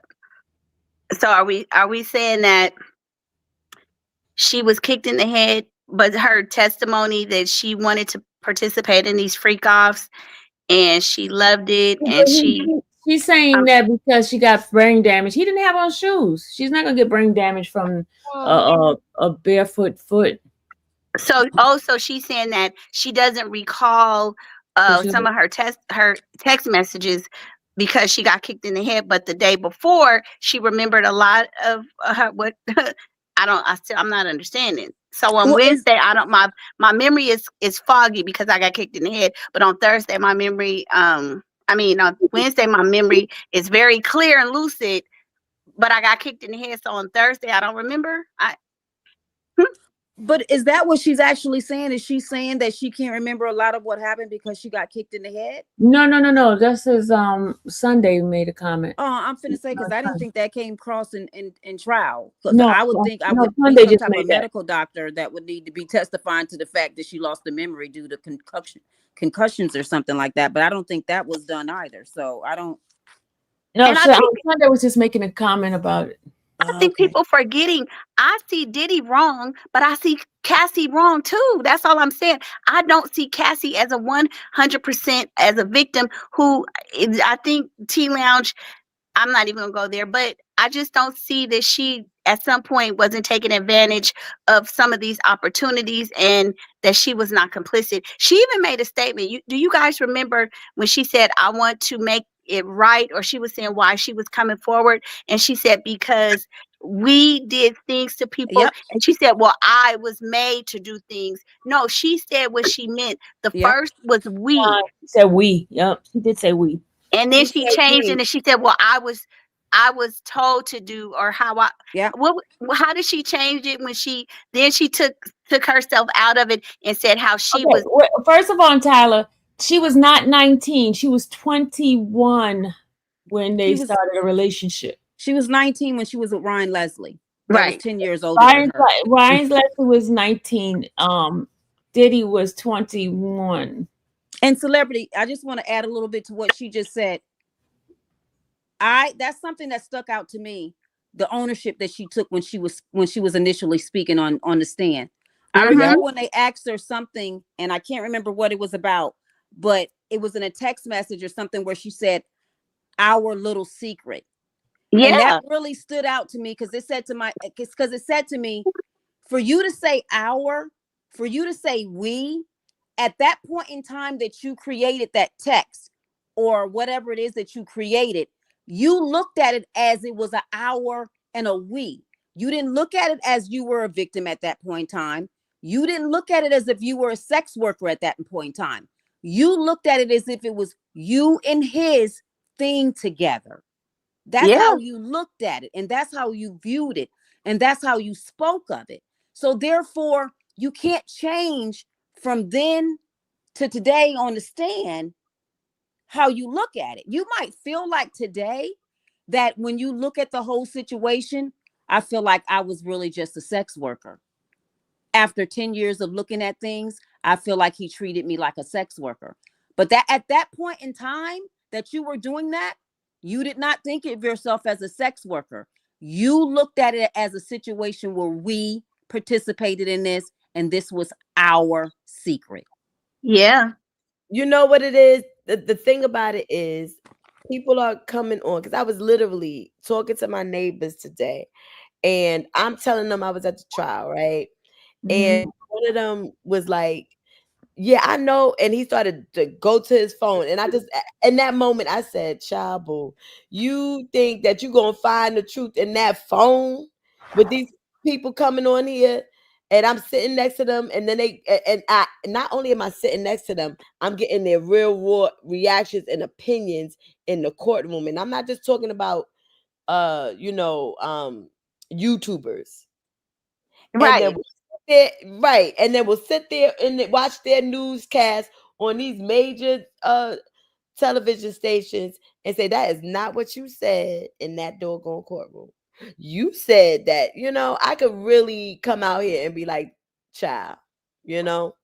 Let me So let me ask the question. The situation with her being at the hotel and her being beat and being drugged back toward the room. And at that point in time, we look at it where some look at it as if that might have been at the point where he was preventing her from leaving. Okay. My question is, when it comes to that, when the defense brought out the communications that they were having from the 3rd of March to the 5th of March, well, really the 6th of March, when the actual freak off started, they went from trying to figure out what they were going to do to him suggesting this, her saying, well, maybe we can do this, and then them talking about how she needed to get ready for the movie premiere, and him suggesting, well, maybe we should do it from this time to this time, so therefore you will have time to go home for the weekend and you can prepare yourself and you'll be well rested and things like that. And everything was, she was sending all kind of sexual complicit, like all kind of sexual messages from on the 3rd, on the 4th, on the 5th, into the 6th. Yeah. Now, I understand when a person says, okay, I'm ready to go. then that means I'm ready to go. You know, anything can change at any point in time. Yep. But my question is, when it comes to the jury, do you think they're going to look at it like, okay, you agreed to this, not just agreed to it, but you planned this. How can we believe with the fact that the guy didn't put the man in the room as in the incident, okay? On the incident report, he didn't put him in that room. Yep. How do we know that that argument wasn't about something else and then you turned it into you wanted to leave the freak off? I think so much is about what they can believe, because Right. so much is the proof what they have is so different compared to what she's saying. And then my other question is, who did she say was in there? It was that guy Daniel, I believe, right? No. It Jules? wasn't Daniel. Jewel. I think it was Jewel. Jules? Okay, I knew it was either one of them. But she said the person was in there, but the incident report didn't put nobody in there, from what I recall. And I was wondering, I didn't even catch her saying who was in there. And I was about to say that, JC. I didn't hear her say anybody was in there. No, she did at some point talk about the incident at the Intercontinental and then the person who was participating. Yeah, she did. Okay, so she said the name of who that was. She said it, yes. Okay, but the incident report did not show there was another person in there. It didn't. It didn't. Okay, guys, I have the text messages. Hold on a second. Okay. I'm gonna look for who she said was in the hotel room, because I think that's a huge, when they look at things, because when you think about it, when he came in that room, in that hallway and beat her up, he picked up that bag. Now maybe that was her bag with her stuff in it. Do we ever think that maybe with the proof that she has told the jury her own self about her taking his drugs, do we ever think that maybe she was trying to take drugs? Maybe she was trying to take something that was his? Do any of that ever even come to our minds, that maybe it was a situation like that and it had nothing to do with the freak off? In the opening statements, and a little bit, they allude, the defense alluded to the fact that she had I think they were trying to say like it was his phone that she took because she was jealous and like maybe trying to see what if he got a message from Cassie, but then they never went into it. And I don't know if it's because they ran out of time and they was gonna do it further down in the cross or what, but it kind of came up and went away. See, my point is this: when you have to guess as a jury what this might be, you're gonna toss it out. You just can't guess. You cannot guess about a situation. You can't wonder. It has to be clear. Yep, that's true. It has to be clear. And that's the sad thing about this situation. Mm-hmm. I'm shocked that the state, that the government, this is the federal government. It just seems like they would have been a lot more prepared than this. A lot of people are saying, in the courthouse, and we're not talking to just a bunch of, random Joe Schmoes, that the state seems very green. Like these women seem very green, like they haven't been through nothing or whatever, so that when they're asking certain questions, you could get to the point. I don't understand how in not even the cross, in the direct, when we're talking about the hotel, how did we get to the space where we didn't know minute by minute what happened just before she went out, just before she left out of the hotel room? Sean said this. We know what happened after. We know a little something about what happened after she ran out the hotel room and brought her back. But prior? And you know what, you guys remind me, maybe I got this wrong. So, no, he hasn't testified. So we don't know if Jules is going to testify to that then. No, we don't know yet. That's what I'm wondering. I'm thinking Jules better come and testify, because Jules' name is all up in this. I'm going to need Jules to testify. Um, uh, the fat women. Those women are not fat. Them girls is young and What, the six pack? yeah, I don't Yeah, know. little. They're all Yeah, small, they're petite. They're not big. not big at all. They're pretty young. They're young and they seem so green because you like you have a bunch of old white men on there and you got to convince them that so you have to convince them that a starlet is a sex worker and not a well-kept woman. You have to convince them that she is being sex trafficked and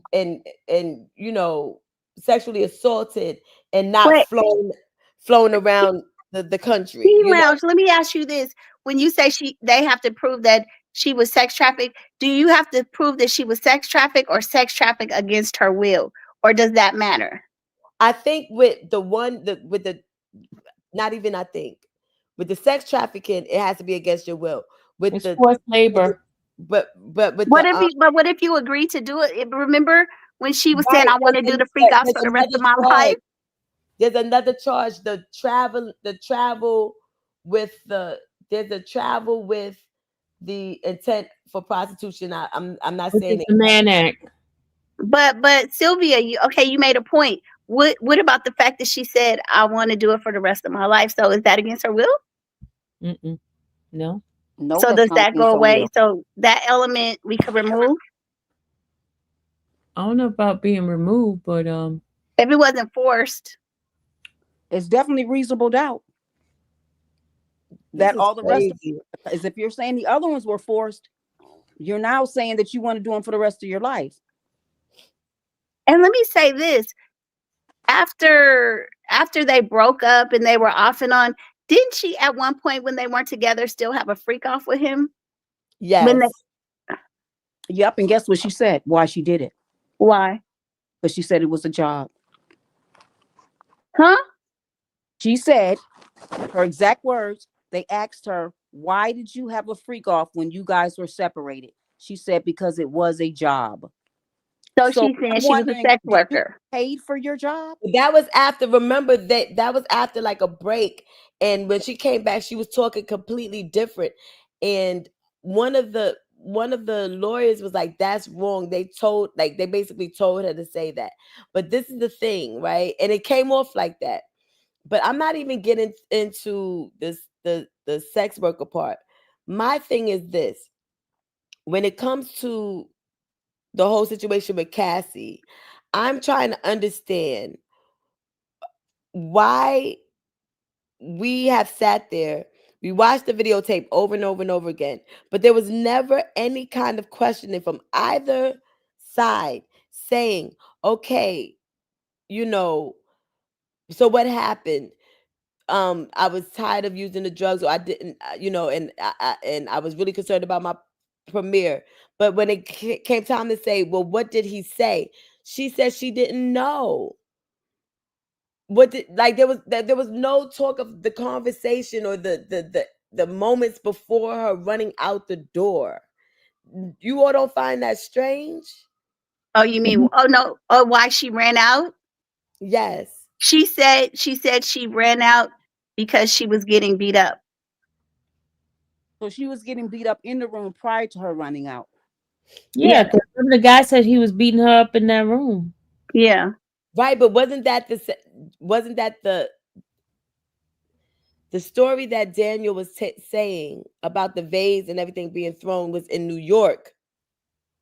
Different. Yeah, that's a total different. No one said she was getting. I didn't remember anyone saying she was, because no one's testified but her and Daniel Phillips. Daniel Right, Phillips wasn't the one that was in the Intercontinental. right. So no one said she was getting beat up in the room unless she told the security guard that.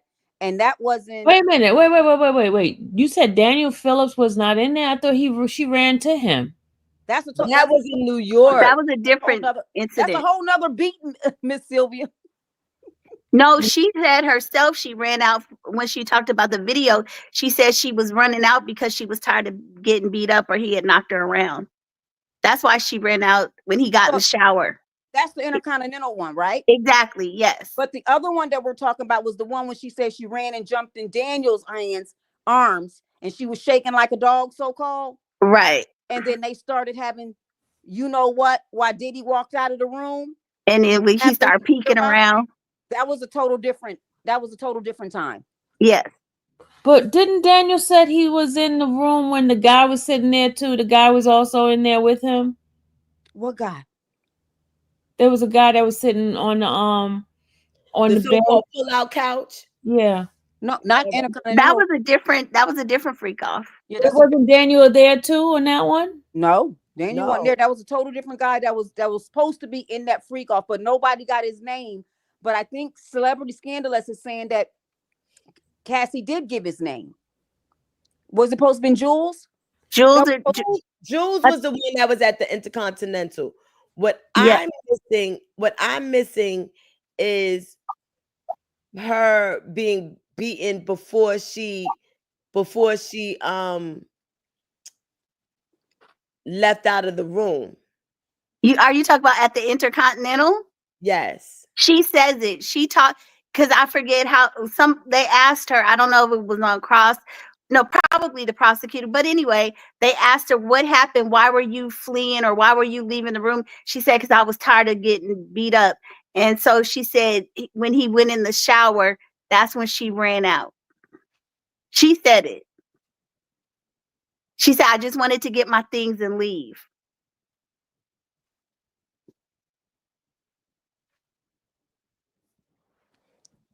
That's why we gotta go back and do the transcript. That's why we.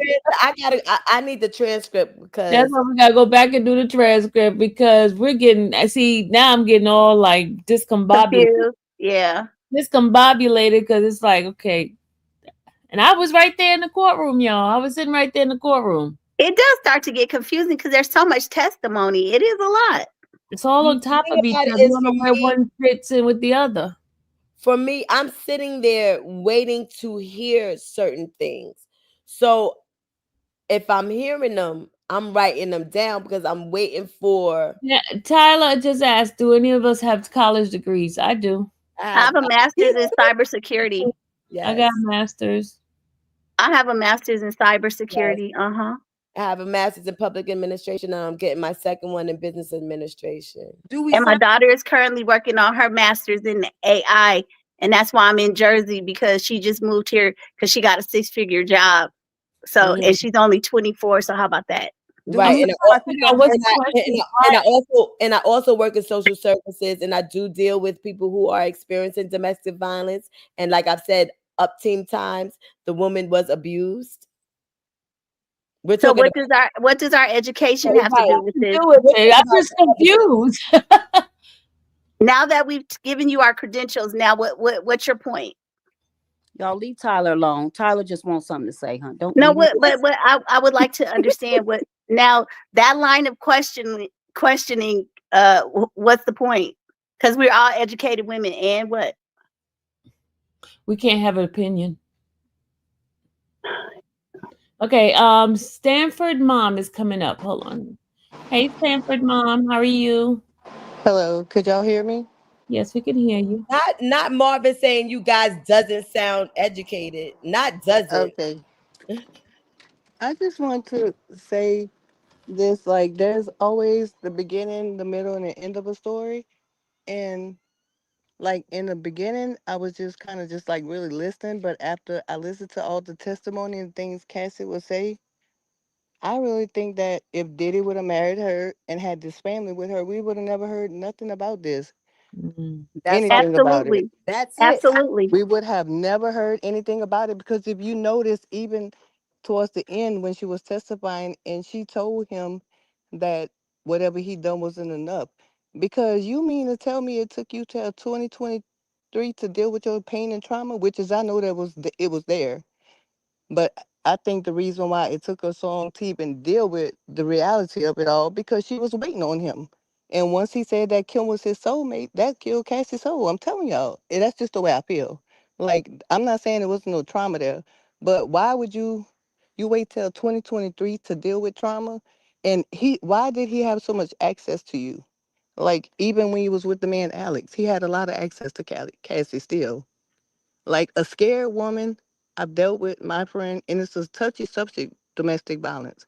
Because I lost my best friend to domestic violence. Not because her husband offed her, because she was just that scared of him, and it really drove her crazy. My friend, he would call, we could be in the mall. A scared person that's been abused like that, she's shaking like a leaf when he called. She told me when he got out of jail, because she called the police. He went to jail for it. She said that she was had to sleep with one eye open and one closed, and it really got to her, and it started affecting her health. And she died of a stroke at 37. Wow. With yeah, she went in cardiac arrest and everything because she couldn't handle the scaredness of it. And she said he never threatened to like, offer her nothing. It was just that the last time he put his hands on her, she said she was never comfortable around him. Never. And they had to live together. Mind is they're married and they have kids. Mhm. And she said and she was scared like all the time. Well, We sitting at Thanksgiving dinner, he passed behind her and you could see she just shaking all the time. And she told me, she said, I have to go. She said, because I am driving my own self crazy being in this situation and being scared. And and not long after that, she passed away. One night, I'm just talking to her because my niece, her daughter, because her daughter not for her husband. She was off up and doing some stuff, went to visit. I forgot what kind of land, I forgot what it's called, but I know it's with the church. She called me that she was all happy and everything. Then 2 hours later, I get a phone call. She's in the hospital, right? And I'm like, just that fast? Like, it's just the stress of it. It caused her to have health problems. And she was always scared. She walked on pins and needles around him. A scared person, if she knew she was going to go out there and be with other men on breaks, she would have been too scared to do it. And then she still went back to him even after she was with these other men. She still went back. So she was never scared in that. I just think she just kind of waited around for him because she definitely wanted a family with him. That life she feels she's having with him, that guy or whatever, that's the life she wanted with Diddy. And I she think they seen, tried to establish that because they made a point to talk about the yeah, fact that Diddy traveled and worked a lot, the fact that yeah, he would go they out of the did. country. So you Hmm. had ample opportunity to, what were you afraid? He wasn't even here. You know what I'm saying? So they kind of established that as well. but actually, Yeah, I'm not they even too definitely sure did. if that's what. Well, first off, I want to say I'm sorry to hear that about your friend, and I think honestly, if we were talking about his like abuse case, or we would be having a complete, like, if he was being charged with, like, let's say, I forgot who it was. I want to say it was Sunday, second degree assault. Yeah. I think when it came to those charges, we would be having a completely different conversation, and I think that's what's missing from what we're talking about now. We're not talking about whether or not she was abused. I'm not even talking about whether or not she was groomed. I haven't said anything in regards to whether I think she was groomed or why she was leaving the text messages that she left. I think that there's a very just my psych background, Hmm. Hmm. uh, she has, if I had to diagnose her, I would say that she has like histrionic personality disorder. Those individuals are easily swayed by suggestion. They romanticize or believe that relationships are more intimate than they actually are. They Wait, Lounge. I don't want to interrupt you, but you're onto something, because remember when they were questioning her about her therapy, the place that she went to get, I don't know if it was Willow House, they have some kind of therapy for love addiction. Just kind of what you're saying. Yes, and in addition, they also people with that disorder. There was something else I want to say. Oh, and they're vague. So the way that they speak is very vague. And if you know, and there's probably there's a little bit of narcissism in it. So that's where her love bombing comes into play when you look at her text messages. So I think that it's, so this is what I'm seeing from her. What I'm talking about is the evidence that has been presented in the court. That's all that I'm saying. Well, I All I'm have a question to the lady that saying, asked, did we go to college? Did Cassie go to college? Or was he? Is she educated? I'm just asking. Sure, I don't I think. don't think so. I don't Okay, think. just asking. I don't think so. So I'm not judging her. I know the psychology behind going back to someone who raped you and having sex with them is a way of regaining your power and everything. So we could get into the details and the nuances behind, why he's a monster and why Well, she's the victim and all that other stuff. But when we're talking about a federal case and we're saying that we've been in the courtroom and we haven't seen the evidence, that's all we're saying. And people are taking that as opinion. People are taking that as caping for Diddy or wanting to see. Nobody's up here saying free Diddy. I was We're saying saying, earlier when we first started talking that I see that there are going to be some elements of trafficking. I'm agreeing that he's not going to be able to beat some of those things. So I don't see how people feel like I'm just looking at all of the bits and pieces and analyzing them as it's being presented to us. That's just how I think I am. Maybe I'm not. mhm. I don't feel like it's a clear cut case at this point because we're still early in the evidence, but we are discussing the evidence that's being presented to us in the last week. I mean, In a week. And then mind you, in a week, what we got so far, that's it, you know? And and the fact that it's not coming, the people that's on the jury, not one of them is a lawyer. Not one of them had any kind of legal background. Not so we can't necessarily say that they understand, law and order or anything like that. And it's not about just watching a whole bunch of. I don't watch Law and Order. I watch trials. Mm-hmm. I watch actual trials in my, and things like that. And I know that there's ways and means for them to get more evidence than they have. To sit there for a week and all you see is pictures of baby oil and someone facing life in prison He had is some kind of obsessive compulsion with that baby oil. I don't understand it.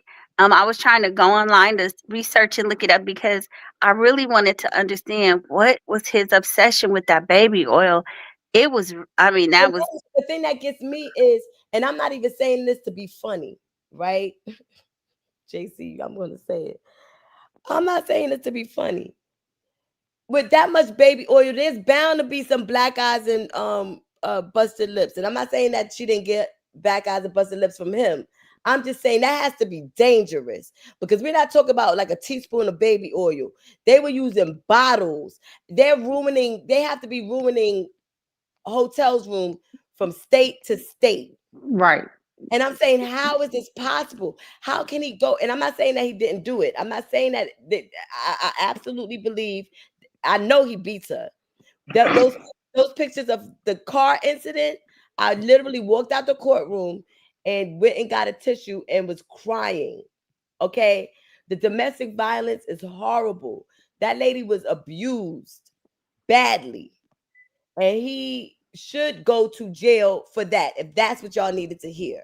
However, when it comes to these other charges, these federal charges, these federal, and while we're in federal court and not in criminal court, I am trying to figure out what the heck is going on because all I have seen, they sat there and they sat that lady down. She from the Homeland Security or whatever, and she's putting up Exhibit A, Exhibit B, and all I'm seeing is some Klonopin or whatever. I forgot the pronunciation. Clonazepam and baby oil Tucci.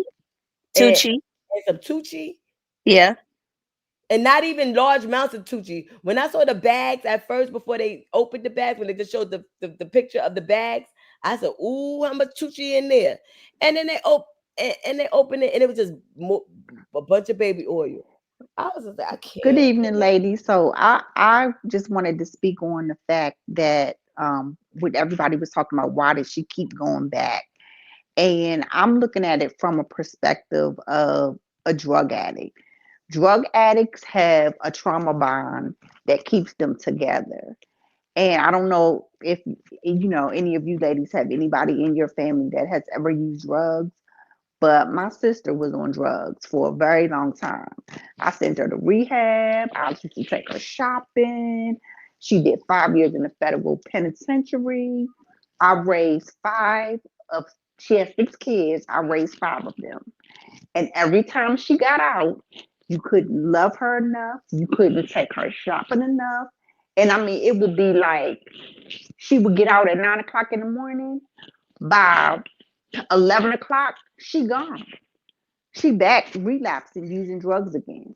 So for me, I'm looking at it from that perspective. That's why she kept going back. That's why they stayed together. That was the bond, the trauma bond, and the drugs. That I mean, you can even look at other people. You ever seen two drug addicts that's been together forever? They love each other. They fight. They do all this stuff, but they still be getting high together. Kind of like Whitney Houston and Bobby Brown, Amy Right. Winehouse and Blake, Krishan Rock and Blueface. I mean, I'm just saying celebrity stars that we see with a similar toxic background.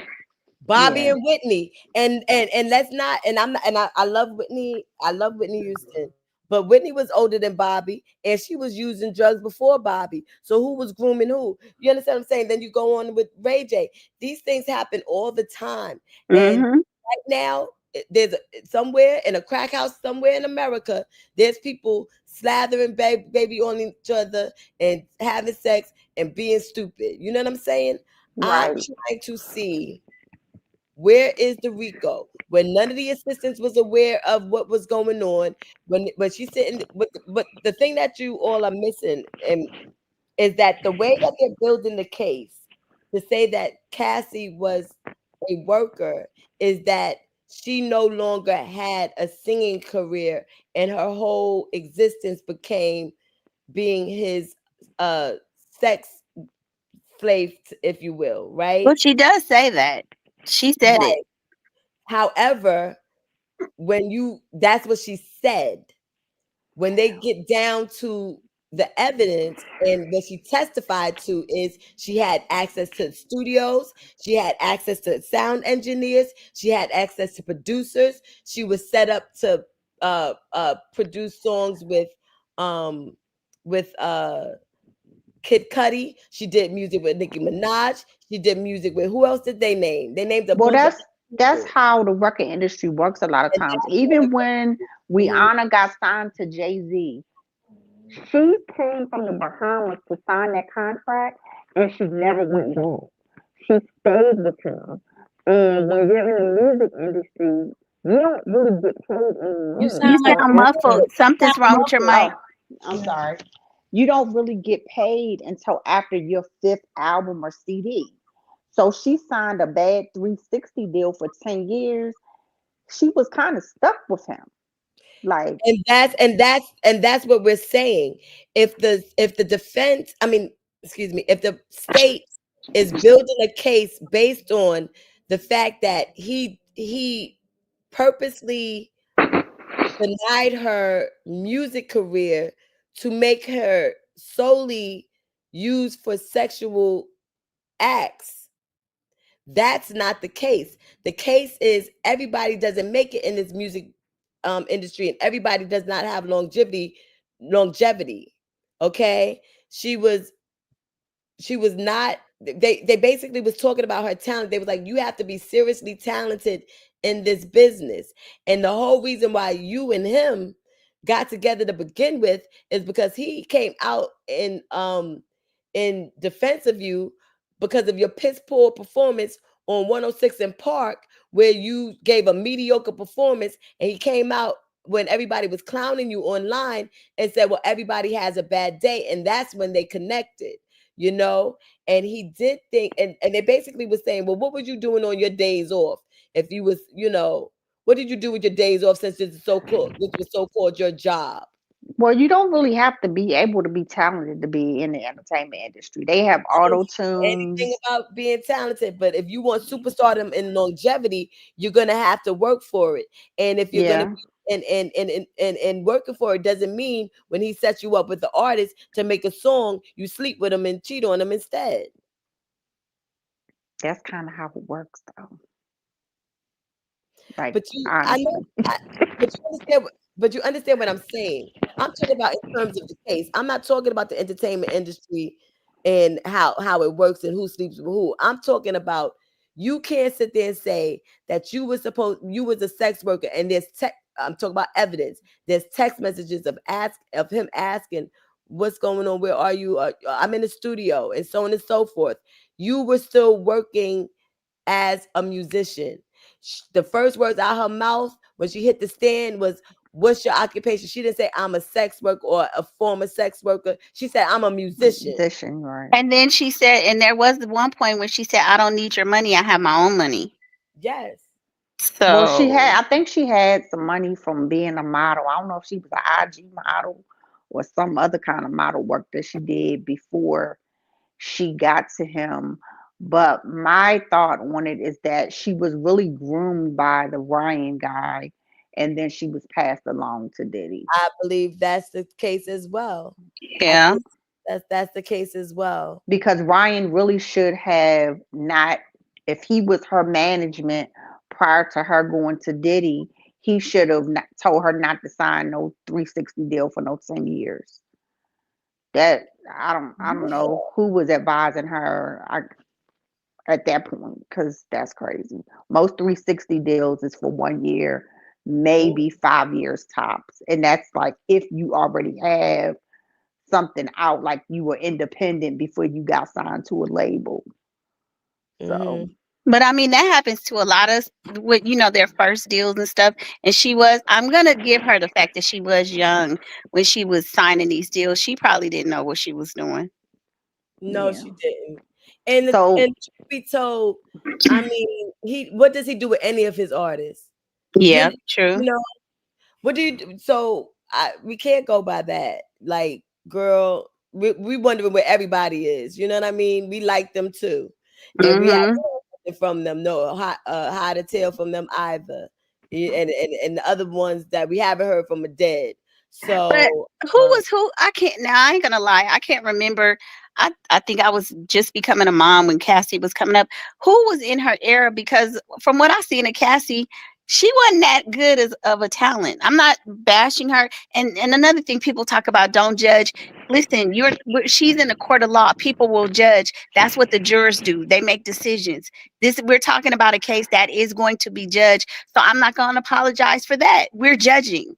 I Period. think who was in her era? Maya, Sierra, Olivia, um And how did she compare to them? Sierra dancing, Cassie Oh, was not on she, that honey, level. she She she's wasn't. not she's not compared to Cece with dancing at all.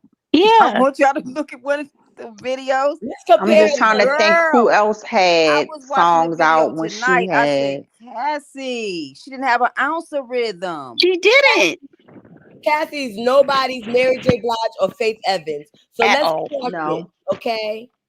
The one thing that she had was that She I had the mean, look Diddy though. Diddy was a colorist. Let's keep it what it is. She Yeah, had that she light had the skin look. She privilege. had the look. She might didn't have the talent all the way, but she had the I would look. not call him a colorist when he had artists like Babs Bunny or whatever her name is, Kalina, and uh what's the name? He Okay, had well, Kalina is bisexual. She has a husband and a girlfriend, so she in fit right in with that total crew. the man produced music from whoever. I don't see colorism.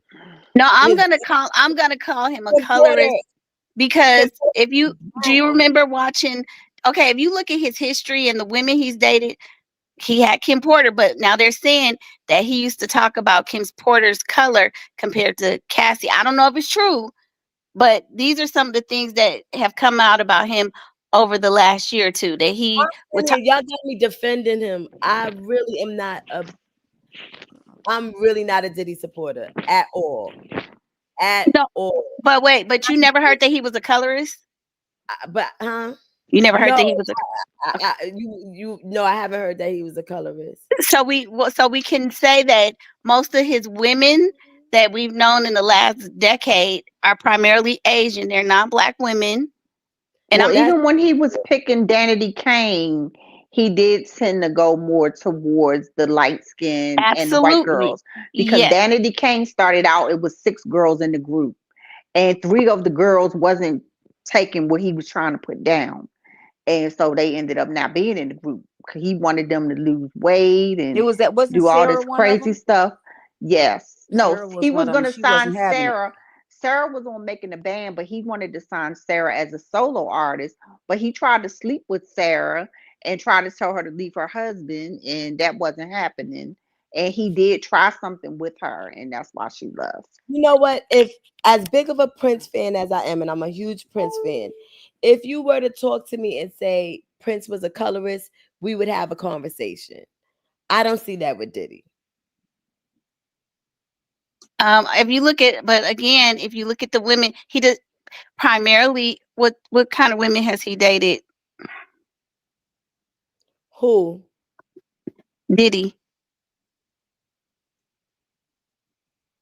I don't know all of his women. No, we don't know all, but the ones that we know of, Kim Porter, Most of them Mhm. have been of other nationalities. absolutely. Later And they on, said, and later they on, in the even had early there was. ages, they were black, but as he got more famous and more money, he tended to go the other way, And another way. somebody even said that he made a comment that he only messed with Kim Porter because she was aesthetically had some, and I hate to say this term, but we're just gonna say it, good hair, and just didn't look like a regular black girl. These are some of the things that have come out about him. I don't know, and I believe it. Well, Kim Porter even said that she did freak offs too. The only time that she was allowed that she didn't have to do the freak offs is when she was pregnant. So that's why she kept having kids. And I feel like that's why Diddy never got Cassie pregnant because he wanted her to keep doing the freak offs because once you become a mother, that's probably when Kim stopped doing so much of that and may have changed. Hmm. And when Gina was pregnant, he kicked the baby out. He definitely got a problem with his feet. Somebody need to break him because he kicked the baby out of Gina. Several, I think she said she was pregnant for him two or So three times. are you talking about Gina, the one who did the interview with Tasha K? Yeah. Okay, Hmm. I got to go back and get that interview because I just saw somebody had a clip of it today, and she said, "Yeah, I saw a video with him and Lori." Is she talking about Lori Harvey? No, she's Because talking Lori about. Harvey and Cassie were friends. No, I think he's talking about Lori. Lori Lori. Ann.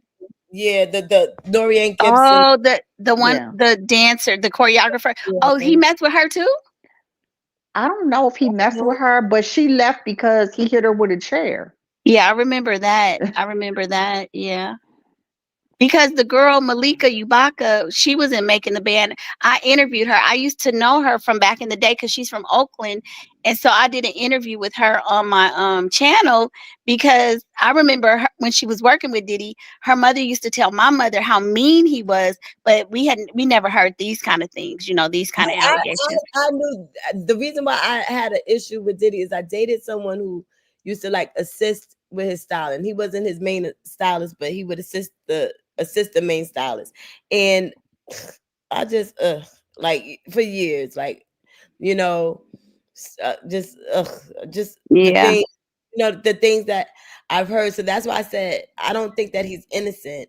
I'm literally right, just talking about what's been presented in court. You know what I'm right. saying? Yeah. And that's the long and short of it. But I gotta go, ladies, because I gotta get with my family early in the morning, and I paid Okay. myself now. But Sylvia, thank you so much for having me.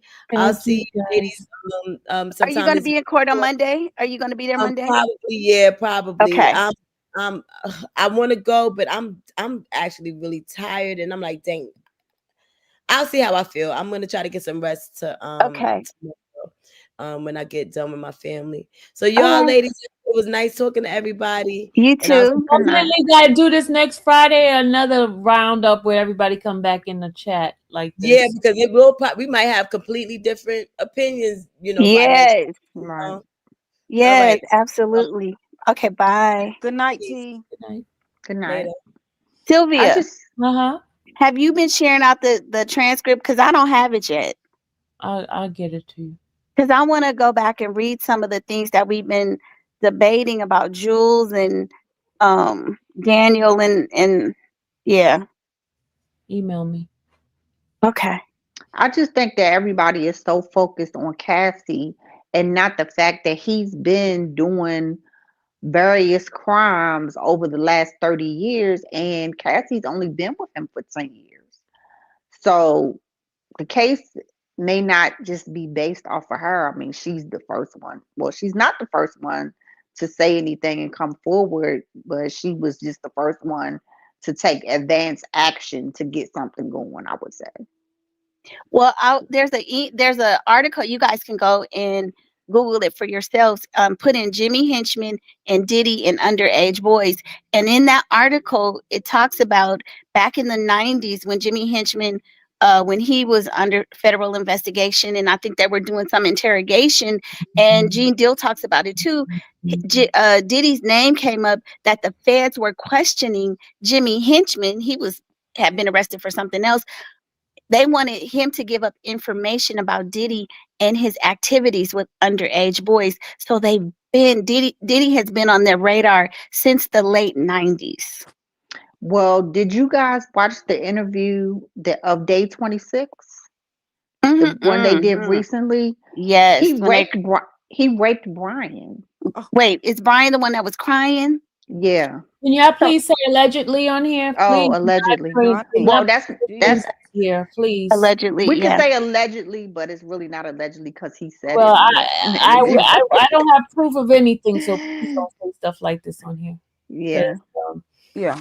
I'm This, not looking for no one lawsuits or anything like that. Please say Yeah, allegedly. Allegedly. I never heard that before, but wow. I knew something happened, but I didn't, I Yeah. knew it was something because he was and crying. I hadn't heard anything about any little boys either. I'm not sure. I don't know. I hadn't heard This that is either.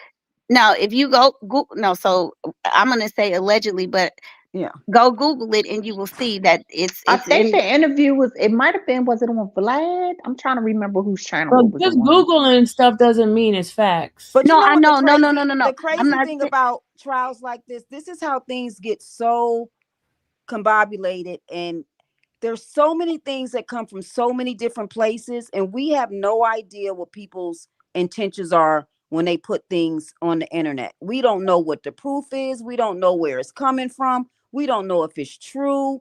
We don't know anything. That's And then true you have too. the media jump on all these different things that are said.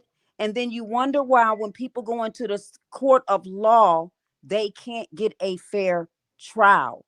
We cannot participate and people being innocent until proven guilty. Really guilty until proven innocent. We can't participate in that. This is a trial Hmm. where evidence is going to be presented based on what the government has indicted him on. It needs to be looked at as one witness at a time, and what evidence comes out, or what proof comes out, in the end, hopefully the jury decide what it is. They will decide what it is.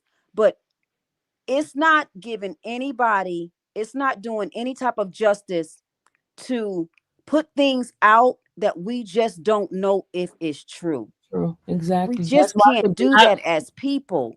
That, I mean, I would hate for someone to accuse me of doing something that they heard or that they think, and we don't have the proof of it. We just can't tear people down like that.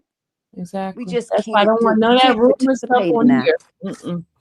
And I'm not a Diddy fan. I'm really Right. truly not. I'm not. It's Hmm. just that I know how much the media and how much things like, YouTube videos and stuff like that can really, next thing you know, someone says this, the next thing you know, somebody says, well, I heard he did this, and the next thing you know, somebody says, I heard he did that. Then it gets to a juror or something.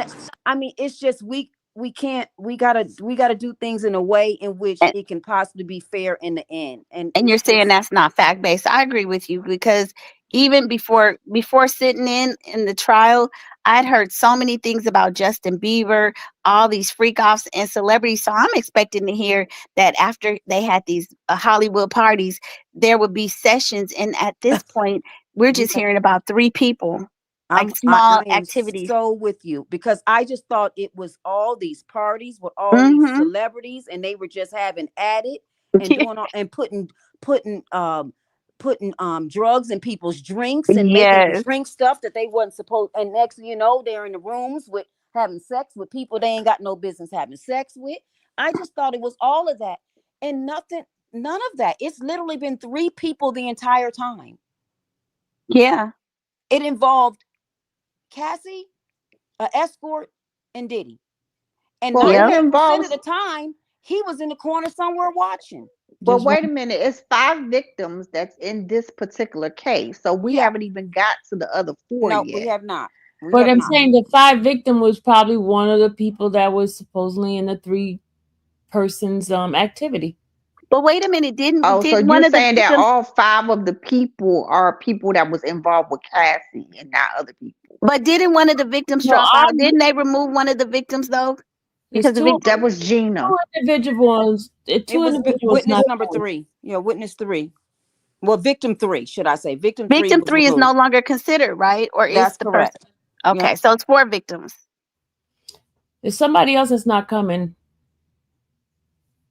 There's So, two but are they people. still considered a victim just because if they're not testifying? I Does that don't mean know. they're no longer a victim? I don't know. Oh. I don't know how they're gonna play that. I don't know. That's the weird thing about this case. You don't know what's coming. You don't really know who's testifying. I mean, they Well, really kind of just named a couple people on Friday who was coming next or whatever.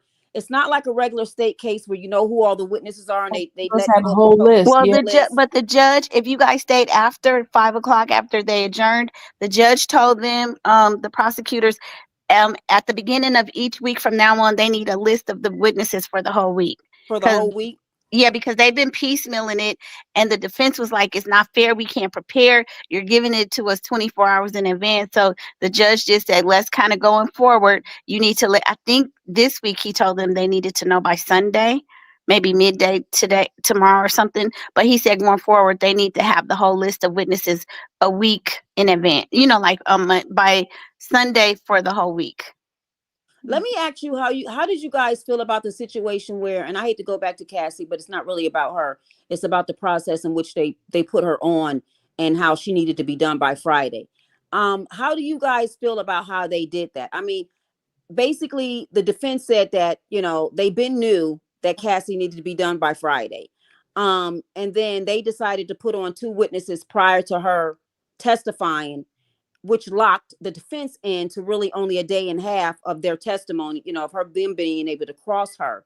How do you think that was fair for the judge to say, okay, that's it, lunchtime Friday, she's done, she needs to go, Right. she's pregnant, see you, bye? Do you guys think that was fair?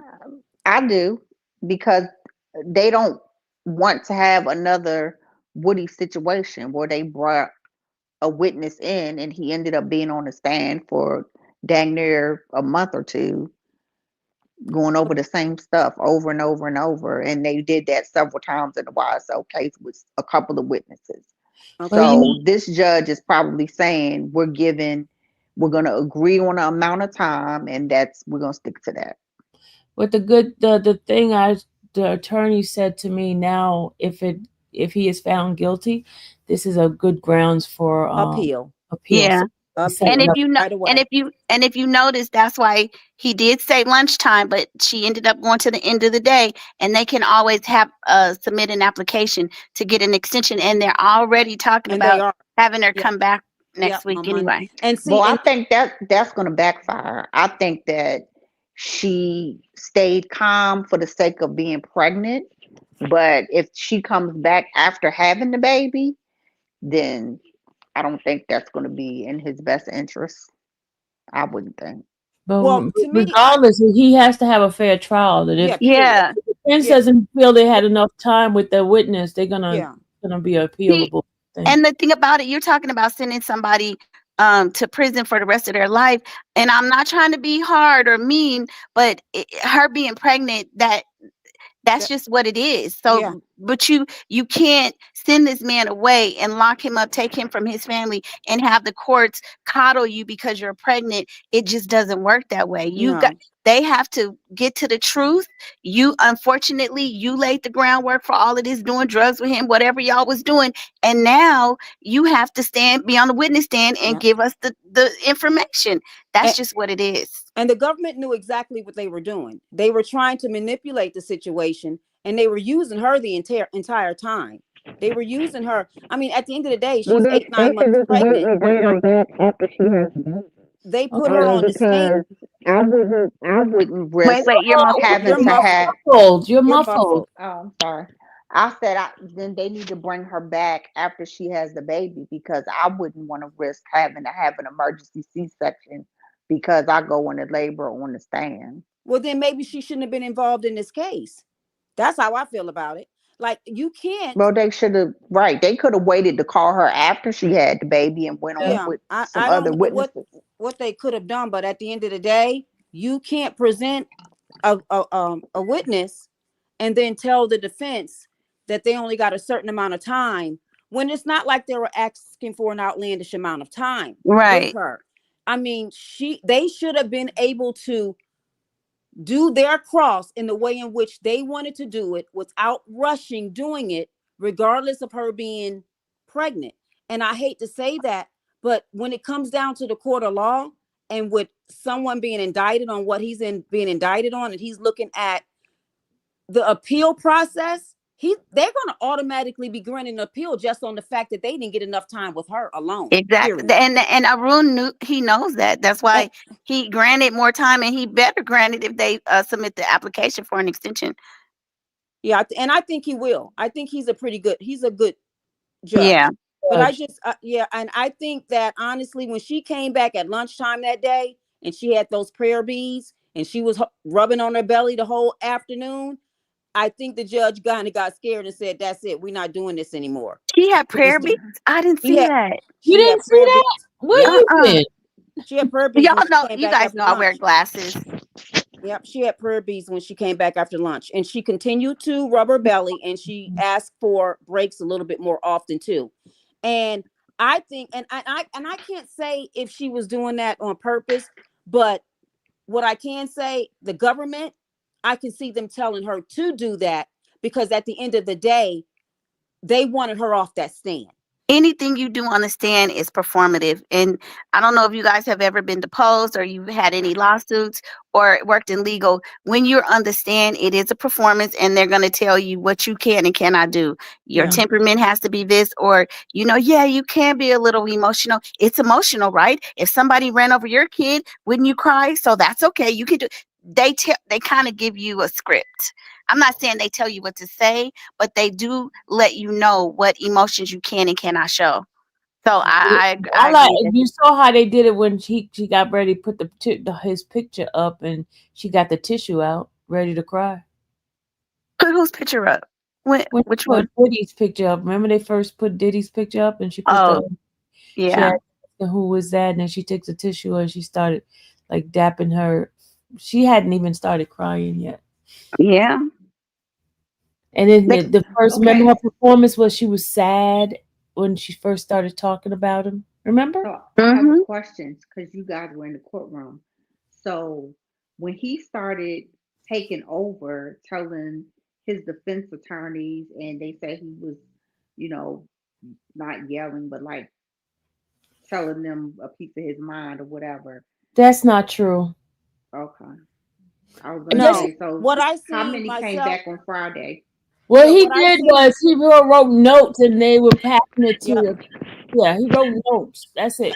And then All the extra. also when he got upset, when I noticed where I felt like he was irritated, was during that time when they had that break and they were discussing her staying longer and the judge not giving him a certain amount of time in order to kind of cross her. So he got irritated, I believe, with the fact that look, she's the main witness. You guys gotta do something to where this judge has to allow us to be able to go through the entire cross. And I think he was irritated with that because it was during that time that they were arguing that motion at that break time. And Yeah, that's when he started having that conversation with his lawyers as what are you guys going to do type of thing. Y'all got to have ample time with her. but I feel like he knew that they had wasted some time because the defense was kind of dragging there. Some of the stuff she was just being repetitive, and it just didn't make sense. She was being repetitive with certain things, but I think she was trying to do it in such a slow manner to where she didn't look like she was being a bullying. nasty, mean lawyer, Yeah, she bully was lawyer. trying not to bully her. Yeah. And I think they were trying to do things slowly. So therefore they could hit things a little bit more specific, but it didn't work out that way, because once they realized they were only going to have until a day and a half, they start rushing. Everything start moving really, really quick. And therefore, I don't think things came across the way in which they intended it to But really come across. And they became disorganized a little bit. Yes, they got did. disorganized. but in all fairness, I mean, when you're going through something like this and you do the pretrial conferences and all of those things, you are told how much time you're supposed to have with that I'm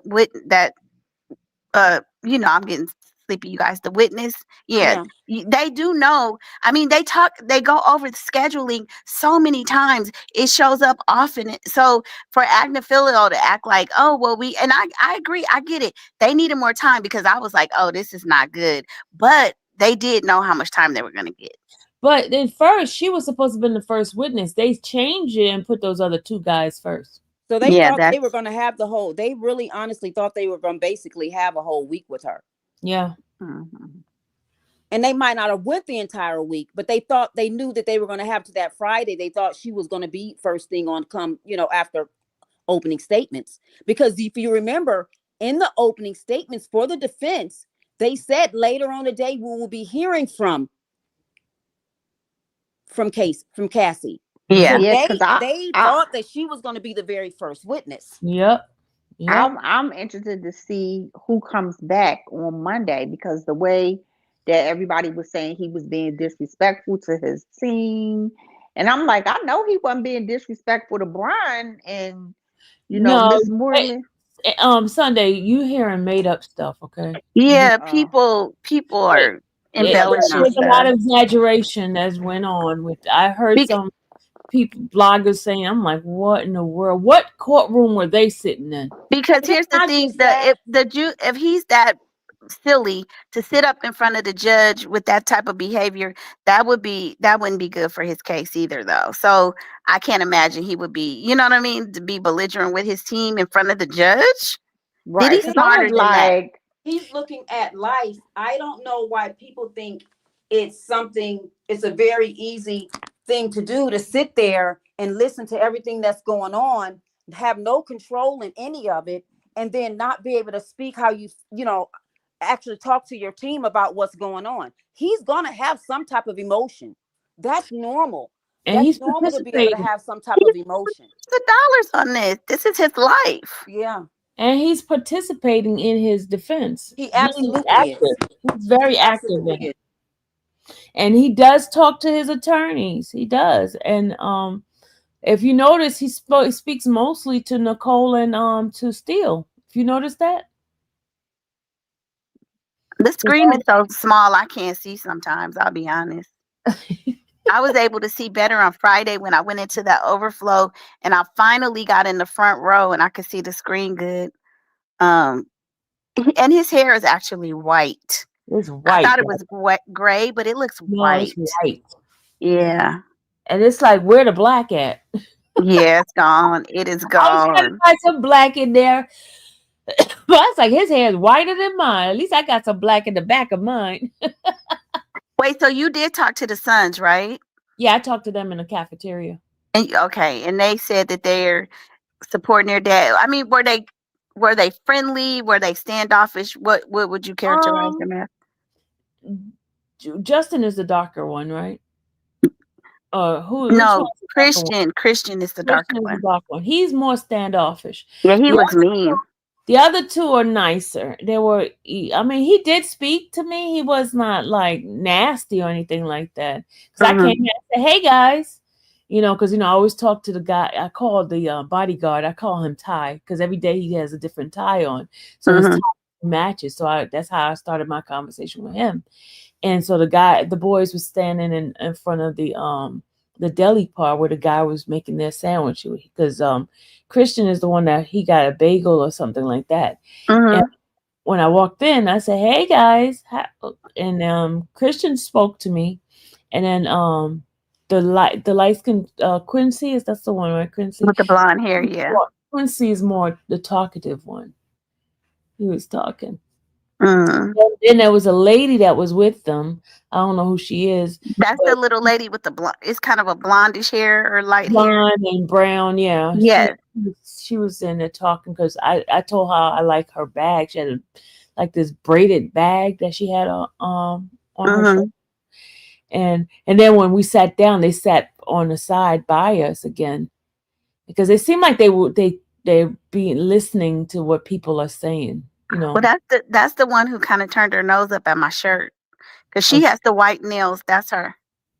She kind of short, right? She's short. she's short. Yeah, she's short. Yeah, that's her. Was that his Mhm. mom? No, her No, mom is not No. there. She left. she posted today. She did, but she's Yeah, not she coming back because she said, you talking about what's the name, right? Misa Hilton. Yeah, she posted that she posted about her injury, and she was saying that but she said her son needed her. He said, "Mommy, I need you." So I guess she was saying that's why she came to court to support him. She was like, when parenthood or mommyhood calls it, you got to be there. Yeah, she He has a And lot of support from them. That's another thing. As bad as Cassie said that he did her, all those baby mamas are showing up to support him, they except sure for the are. other two. You know, They the sure well, are. Misa said she was there to support her son. well, but who So, knows? That's what she said. But if the jurors but she are sat just with gonna the see, family. yeah, they just gonna see her in support of him, not Yeah. just her son. You know? Yeah. And then they see those kids there all the time. And the girls, they have the graduation coming up this week. Yeah. So I mean, I was having a conversation. Even the mom, she was in the bathroom at one point with me. And She the mother is like she's tiny. now, Sylvia, I was right behind them downstairs in the lobby before they came up, and I was like right next to the mom. She looks like some, I know she's older, but she She has doesn't that look. stroke. It Don't looks. she like that stroke? Yeah, I was gonna. She has I don't aged. know what. She's aged since all of this stuff been going on these last couple of years. I feel like Cause either she's she on did look. medication or she's had some kind of an ailment. Because I felt sorry for her, and then they Her patted mouth her look wig like down. it look like her Yes, mouth. It's like something wrong with yes, her mouth. exactly. It's like pushed out. And Sylvia, girl, they was patting her wig down, and I was like, "What is this woman gonna do with her wig? Now, are you crazy?" They patted her wig down. Yeah, because when we Maybe came through the she. security, they made her sit down. They let her sit down, and they tapped it, because she had that Feel like same she blonde wig has on. something wrong with. Well, how Huh? do Yeah, you know that's a I wig? think that all of the shenanigans has caused her to take ill because she was really young looking. And over these last, I want to say maybe 5 years since all this stuff been going on, she's really aged a lot. Cause she was Yeah, like at some of the parties and taking pictures with him on the red carpet. She looked really young and vibrant, but now she's looking a little older. Look at Okay. and her when she age was now. walking, she was kind of wobbly. Her gait is a little off too. You could tell something happened. Yeah, she is. Yeah. Yeah. But could you Um, imagine how scared the entire family is, though? Well, the people said that one of the guys in the lunchroom said that they was saying, "Oh, they not worried about it. It's gonna be all good. He getting off." I Well, don't know if they. they're going to say that, and I'm sure they probably on the surface feel that way, but deep down inside, they're looking at the federal government. Yeah. I mean, at the end of the day, yeah. Oh that's a my scary God. thing to look at. I mean, You. literally, they're sitting in a federal government in a trial, and everybody's there for their father and their son and their brother or whatever he is to them. And literally, it's going to take 12 people to decide what's going to happen with his life. Yeah, but isn't it funny how, like in the street and the whole, and it's like everybody's around them. Blah, blah, blah. When we get inside the courtroom, they're by themselves. Isn't Yeah, that that's funny it. like that? That's the It's like we reality right of it. there with them. That's the Yeah. reality. You know what I noticed on the very first day when they were still going through the jury selection? Mm-hmm. I can tell that his family is really afraid, and the reason why I felt like they were is because I noticed when they went through the jury selection, they were doing the striking at the very right before they started the opening statements, Mm-hmm. and the defense had brought up the fact that the government had struck seven out of the nine were African American that they struck, Yeah. and they Yeah. wanted to show just cause why they struck those, and they wanted for that to be brought up. Well, they end up showing just cause, and they felt like it was a valid reason, and the judge said, okay, no problem, it's a valid reason, we're going to go forward with what we have. Once they Now, did that, I seen Diddy turn around and look at the family as to say, it's okay, it's okay, we got this. And he starts shaking his head down like it's okay. So that right there let me know he was trying to give them some type of a reassurance. Insurance. He Yeah. felt Really? he You know, felt confident on that day. And I yeah, don't and think listen, his family felt confident on that first day. They really was scared. yeah, and also, you see how the news made it seem like he was giving a heart while Cassie was up there, but the heart came the day before when the family first walked in, and he gave them, look, did that little heart thing to them, and Cassie wasn't even on the stand at that point. Yeah, they okay, really be lying too much because my daughter, she came and was telling me that. And I said, first of all, they would consider that harassment. Considering the kind of case it is, there's no way his team or anybody No. would have allowed him to send gestures or make Mm-mm. gestures at Cassie like that. That would hurt his case. Come on now. Yeah. now So Sylvia, I got a question for you. So Mhm. you covered the R. Kelly case. Do Mhm. you see any similarities to Cassie, to Jocelyn and Azriel? Because they said and did a lot of things towards their family members and the press and other people in defense of R. Kelly when they were with him, and Jocelyn still hasn't gone home to her family and he's in prison. So do you see a lot of the similarities with Cassie as far as the grooming and being with an older man and the two cases?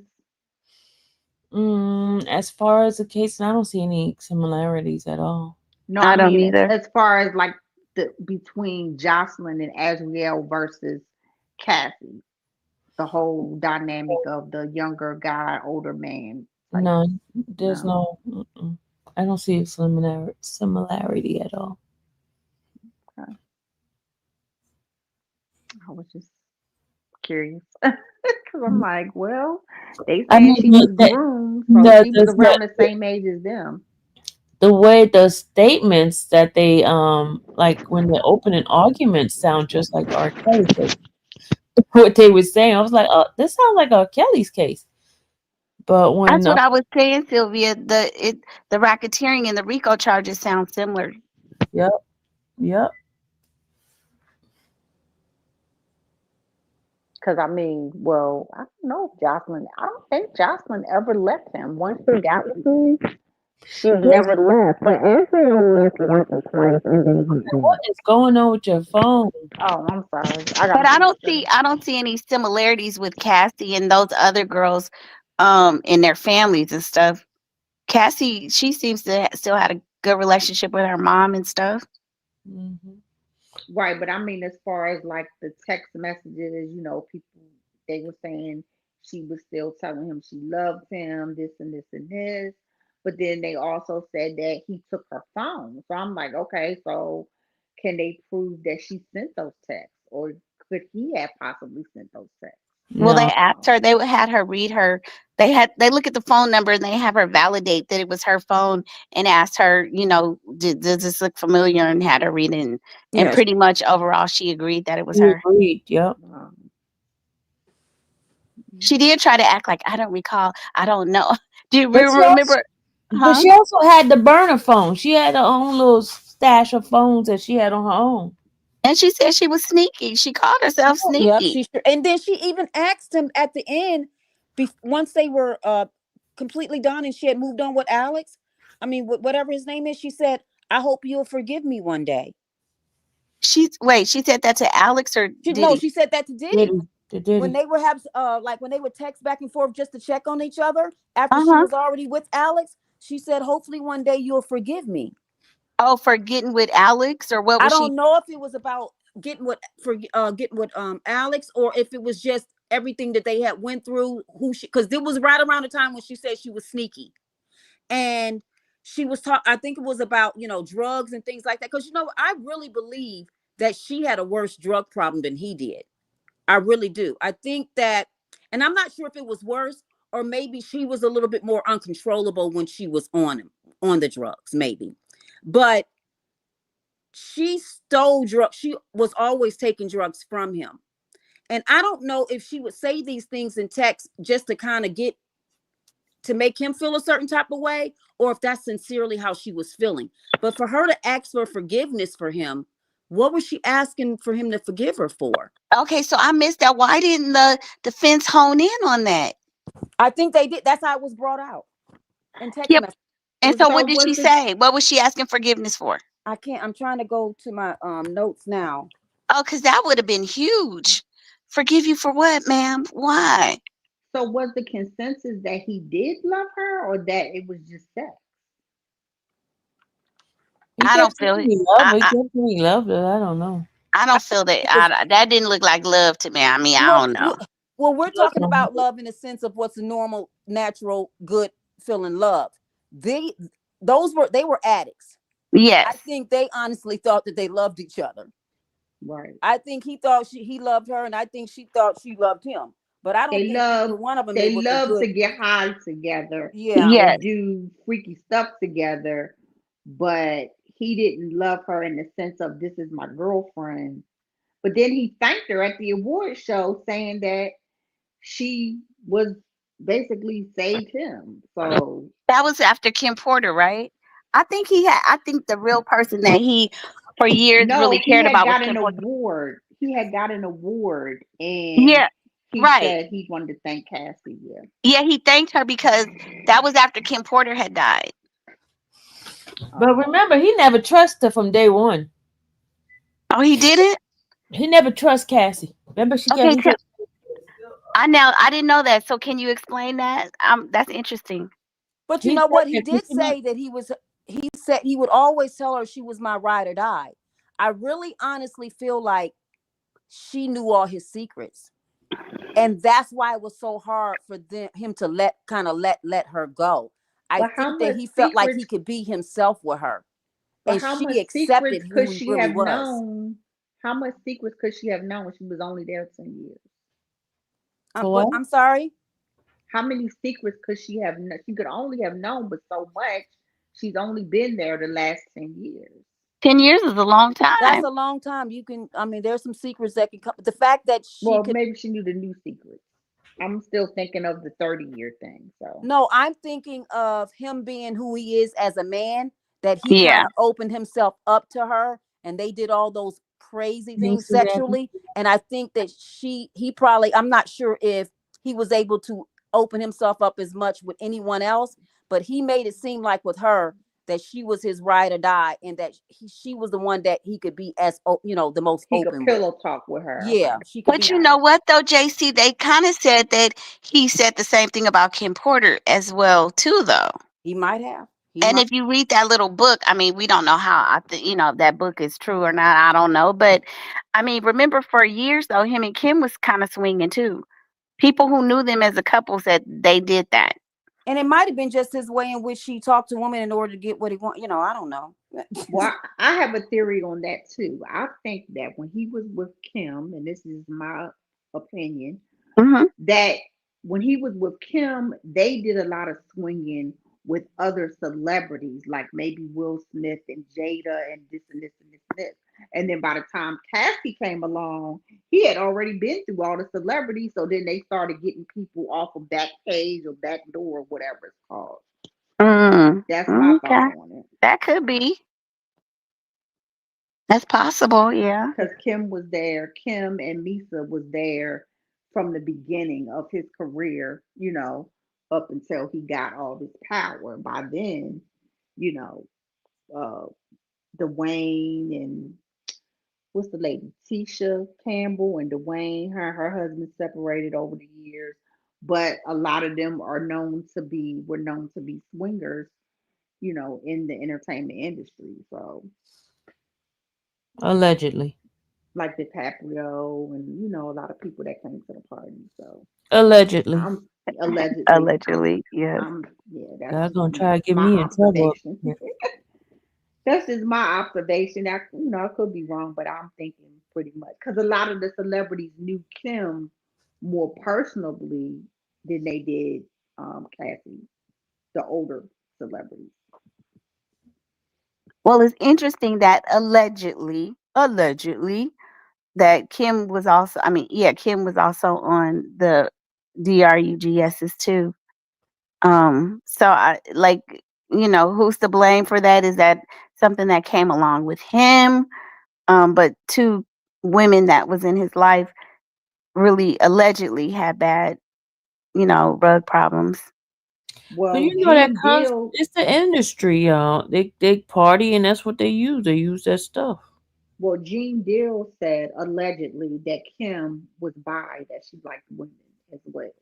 Yeah, So I seen him that's say that too. under. Yeah. But see, but the interesting thing is that I heard so many things prior to this, us being in the trial, that Diddy was with men, allegedly. And I ain't heard nothing about him necessarily being with men. But what I noticed is that he never seemed to want to bring another woman into the bedroom. I thought that was interesting because Cassie mentioned that. But Yeah. did Cassie That have a he relationship was with Kim too that night? Huh? Yep, he did. Yep, they did. Cassie Wait, had a relationship with Kim and some Yep. other woman.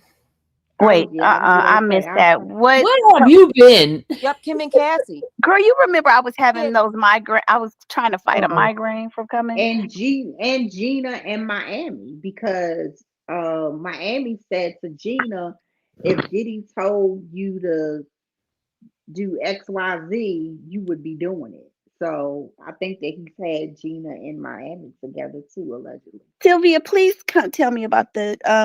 I we missed that. we're gonna read the transcript so you'll hear it from the. What day was that? Okay, what day was that? That should be the second day. That was She, no, the day that it happened was Thursday. The guy that was the day I That's was the there. second day. Was that the second day? Yes, you mean ma'am. the second day of her testimony? Oh Yeah. yeah, yep. I thought I was thinking I of the was So, first. like, the second day. Her first day was on Wednesday. so Thursday was the day I had the migraine. She said that she messed with Kim too. Yeah. She You're, said oh my god, she said 2 to 3 times. oh my, Yeah, no, no, no, y'all are lying. What? No, it's in the transcript, ma'am. 2 to 3 times. Oh my god, I missed that.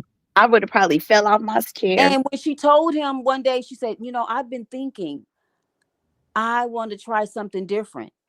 And he said, well, what were you thinking about? And she said, I was thinking about bringing a woman in. And he said, well, why would you want to do that? Oh, He didn't like that. well, why would you want to bring a man in? Oh, he, that. Ooh, he didn't want to watch that. what? So that to me means he was bi, allegedly. Because he Oh, had a fetish with men's, other parts. But it's you like think that's somebody why she watching sent that porn. text message? Huh? You That's think what that's that's why what people watch porn. Porn, they watch porn to see two individual heterosexual relationship. That doesn't mean that they're wanting to see that particular. But the thing that got me is when he wanted the sperm on him. Yeah. That got me right there. I was like, Yeah, that tells you a lot. Well, don't a lot of men like to have two women? It seems like he had this thing with men. I'm sorry. That's how I see it. And I was wondering I why like to the watch it. first day when they were saying he told the guy to ejaculate in her. I'm thinking, why would he want him to do that? And then They, come to find out, He it's wanted because to they be were going on in her. the other room and use what? Remember when they said he came out and said, "Did you ejaculate in her?" And the guy was like, he had lied and he really didn't ejaculate in her. He just said that he did. And then Puffy came out and said, "Are you sure you did?" Like he couldn't find no He was sperm looking for the to put wetness. on the. He was looking for the wetness. I just learned they call that a truffle butter. Oh wow. And do you know what that is? What is it?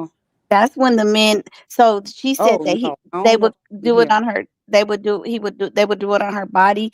But the other one is when they do it inside of the person, and the man comes and sucks it out. Ew.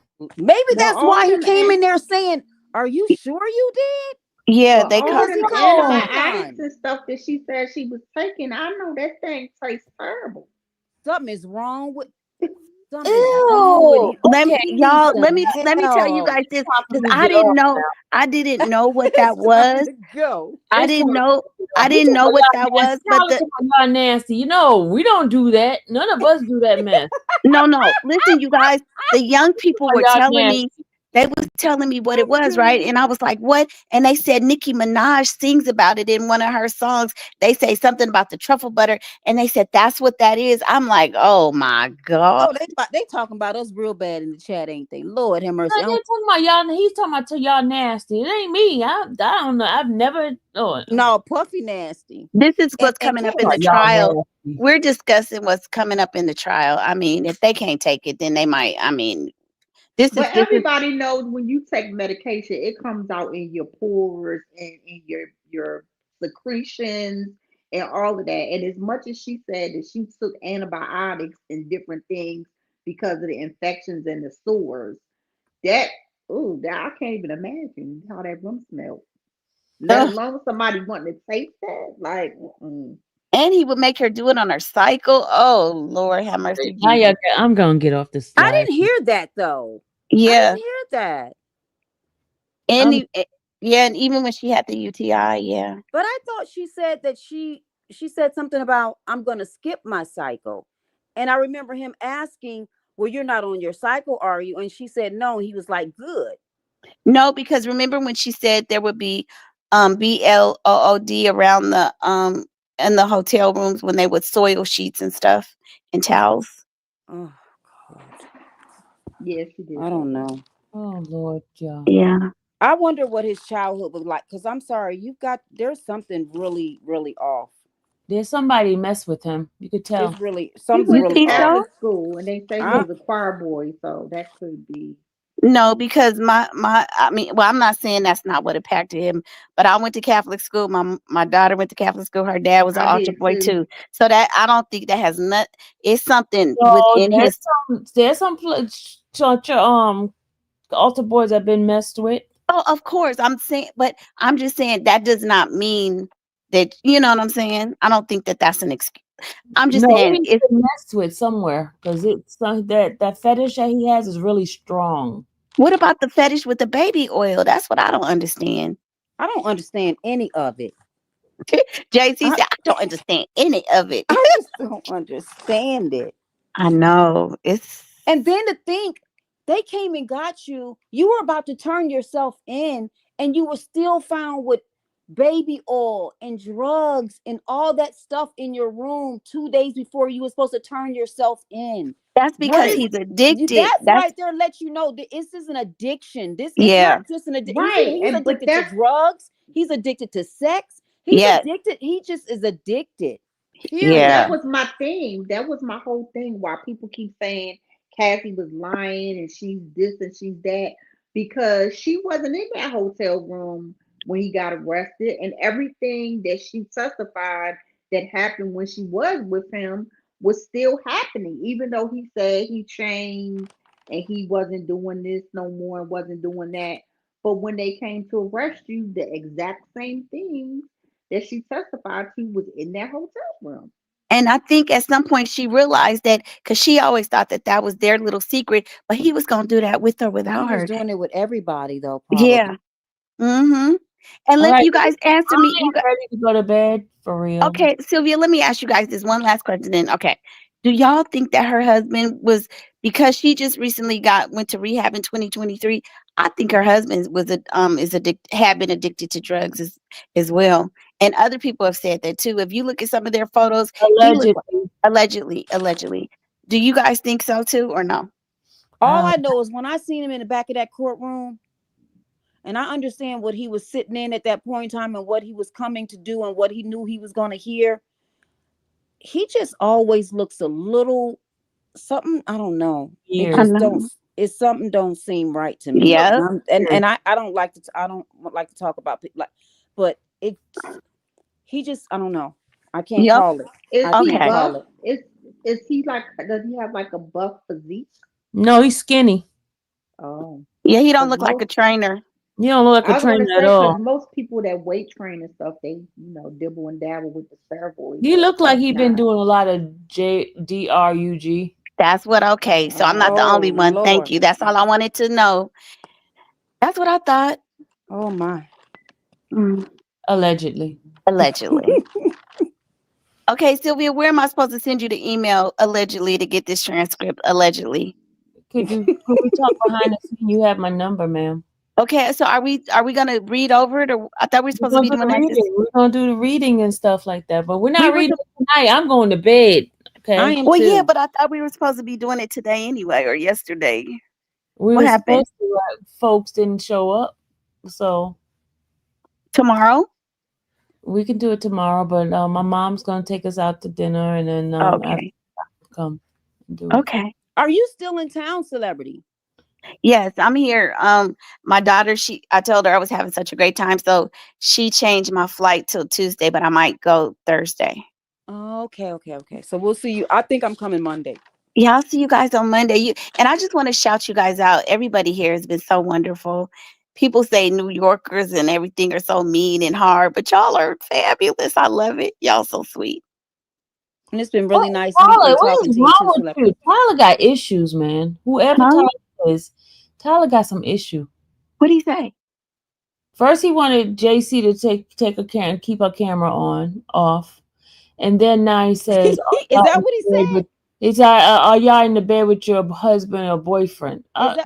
Tyler said, tell Tyler he ain't got to worry about my camera coming on, because, honey, I'm just going to be honest with you, Tyler. I ain't like I got to explain anything to you. I'm not prepared, and I always make sure I'm prepared before I show myself. So, baby boy, you ain't even got to worry about it. No, he's interested in you. That's what he's No, showing. he ain't interested in me. Tyler can't be interested in me. Disrespecting women. Wow. Not Tyler. disrespecting women. You can't do that. He can't. He just be first. He's going to insult us, try to figure out what's our education level. No, Tyler. Tyler But you just guys having have a a bad good night. night. I'm gonna drop down. Okay. Good night, everybody. Good night. Good night. Guys. All right. Thank you Bye for bye. having me, Miss Sylvia. Good night. All right. Good night. Good night, everybody.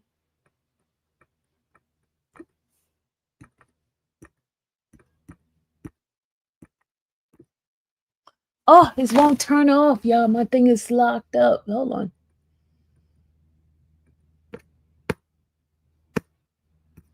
This stupid thing is just like.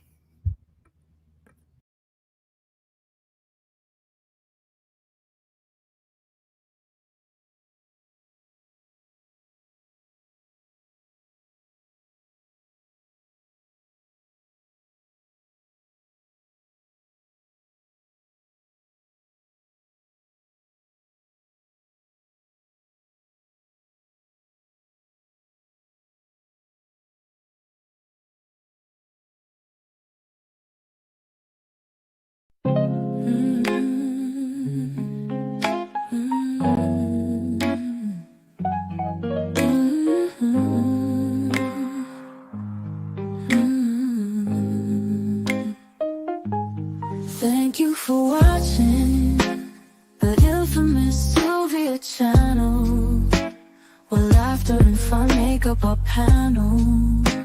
Together we build this digital spree. We appreciate you and our growing family. With mods by our side and chat flowing free in this online space. It's just you and me, we laugh until tears roll down like the rain. In this virtual world, you ease all my pains. We're a family, not just a show. Every click and comment makes us grow. Mods and chat, keeping the vibe so right. Together we shine like stars in the night.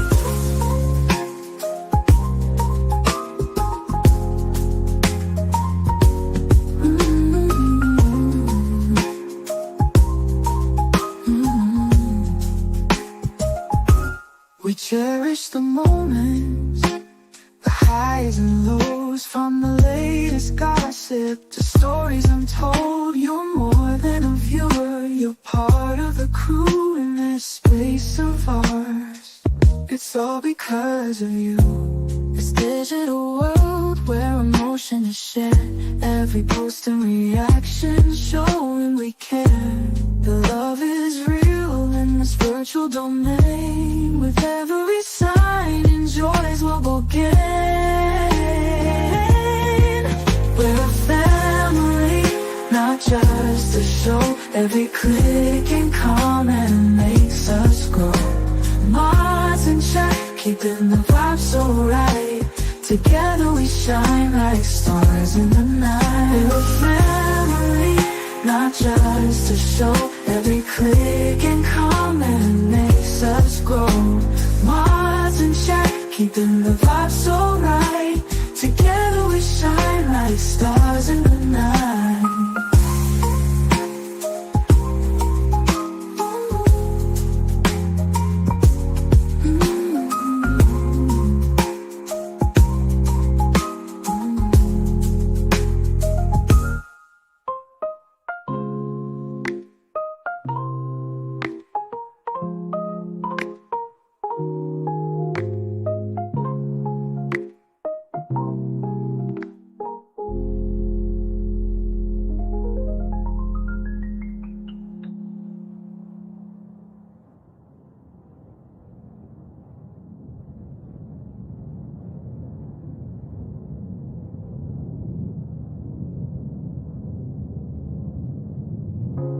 This digital world where emotion is shared, every post and reaction showing we care. The love is real in this virtual domain. With every sign, enjoys what we'll gain. We're a family, not just a show. Every click and comment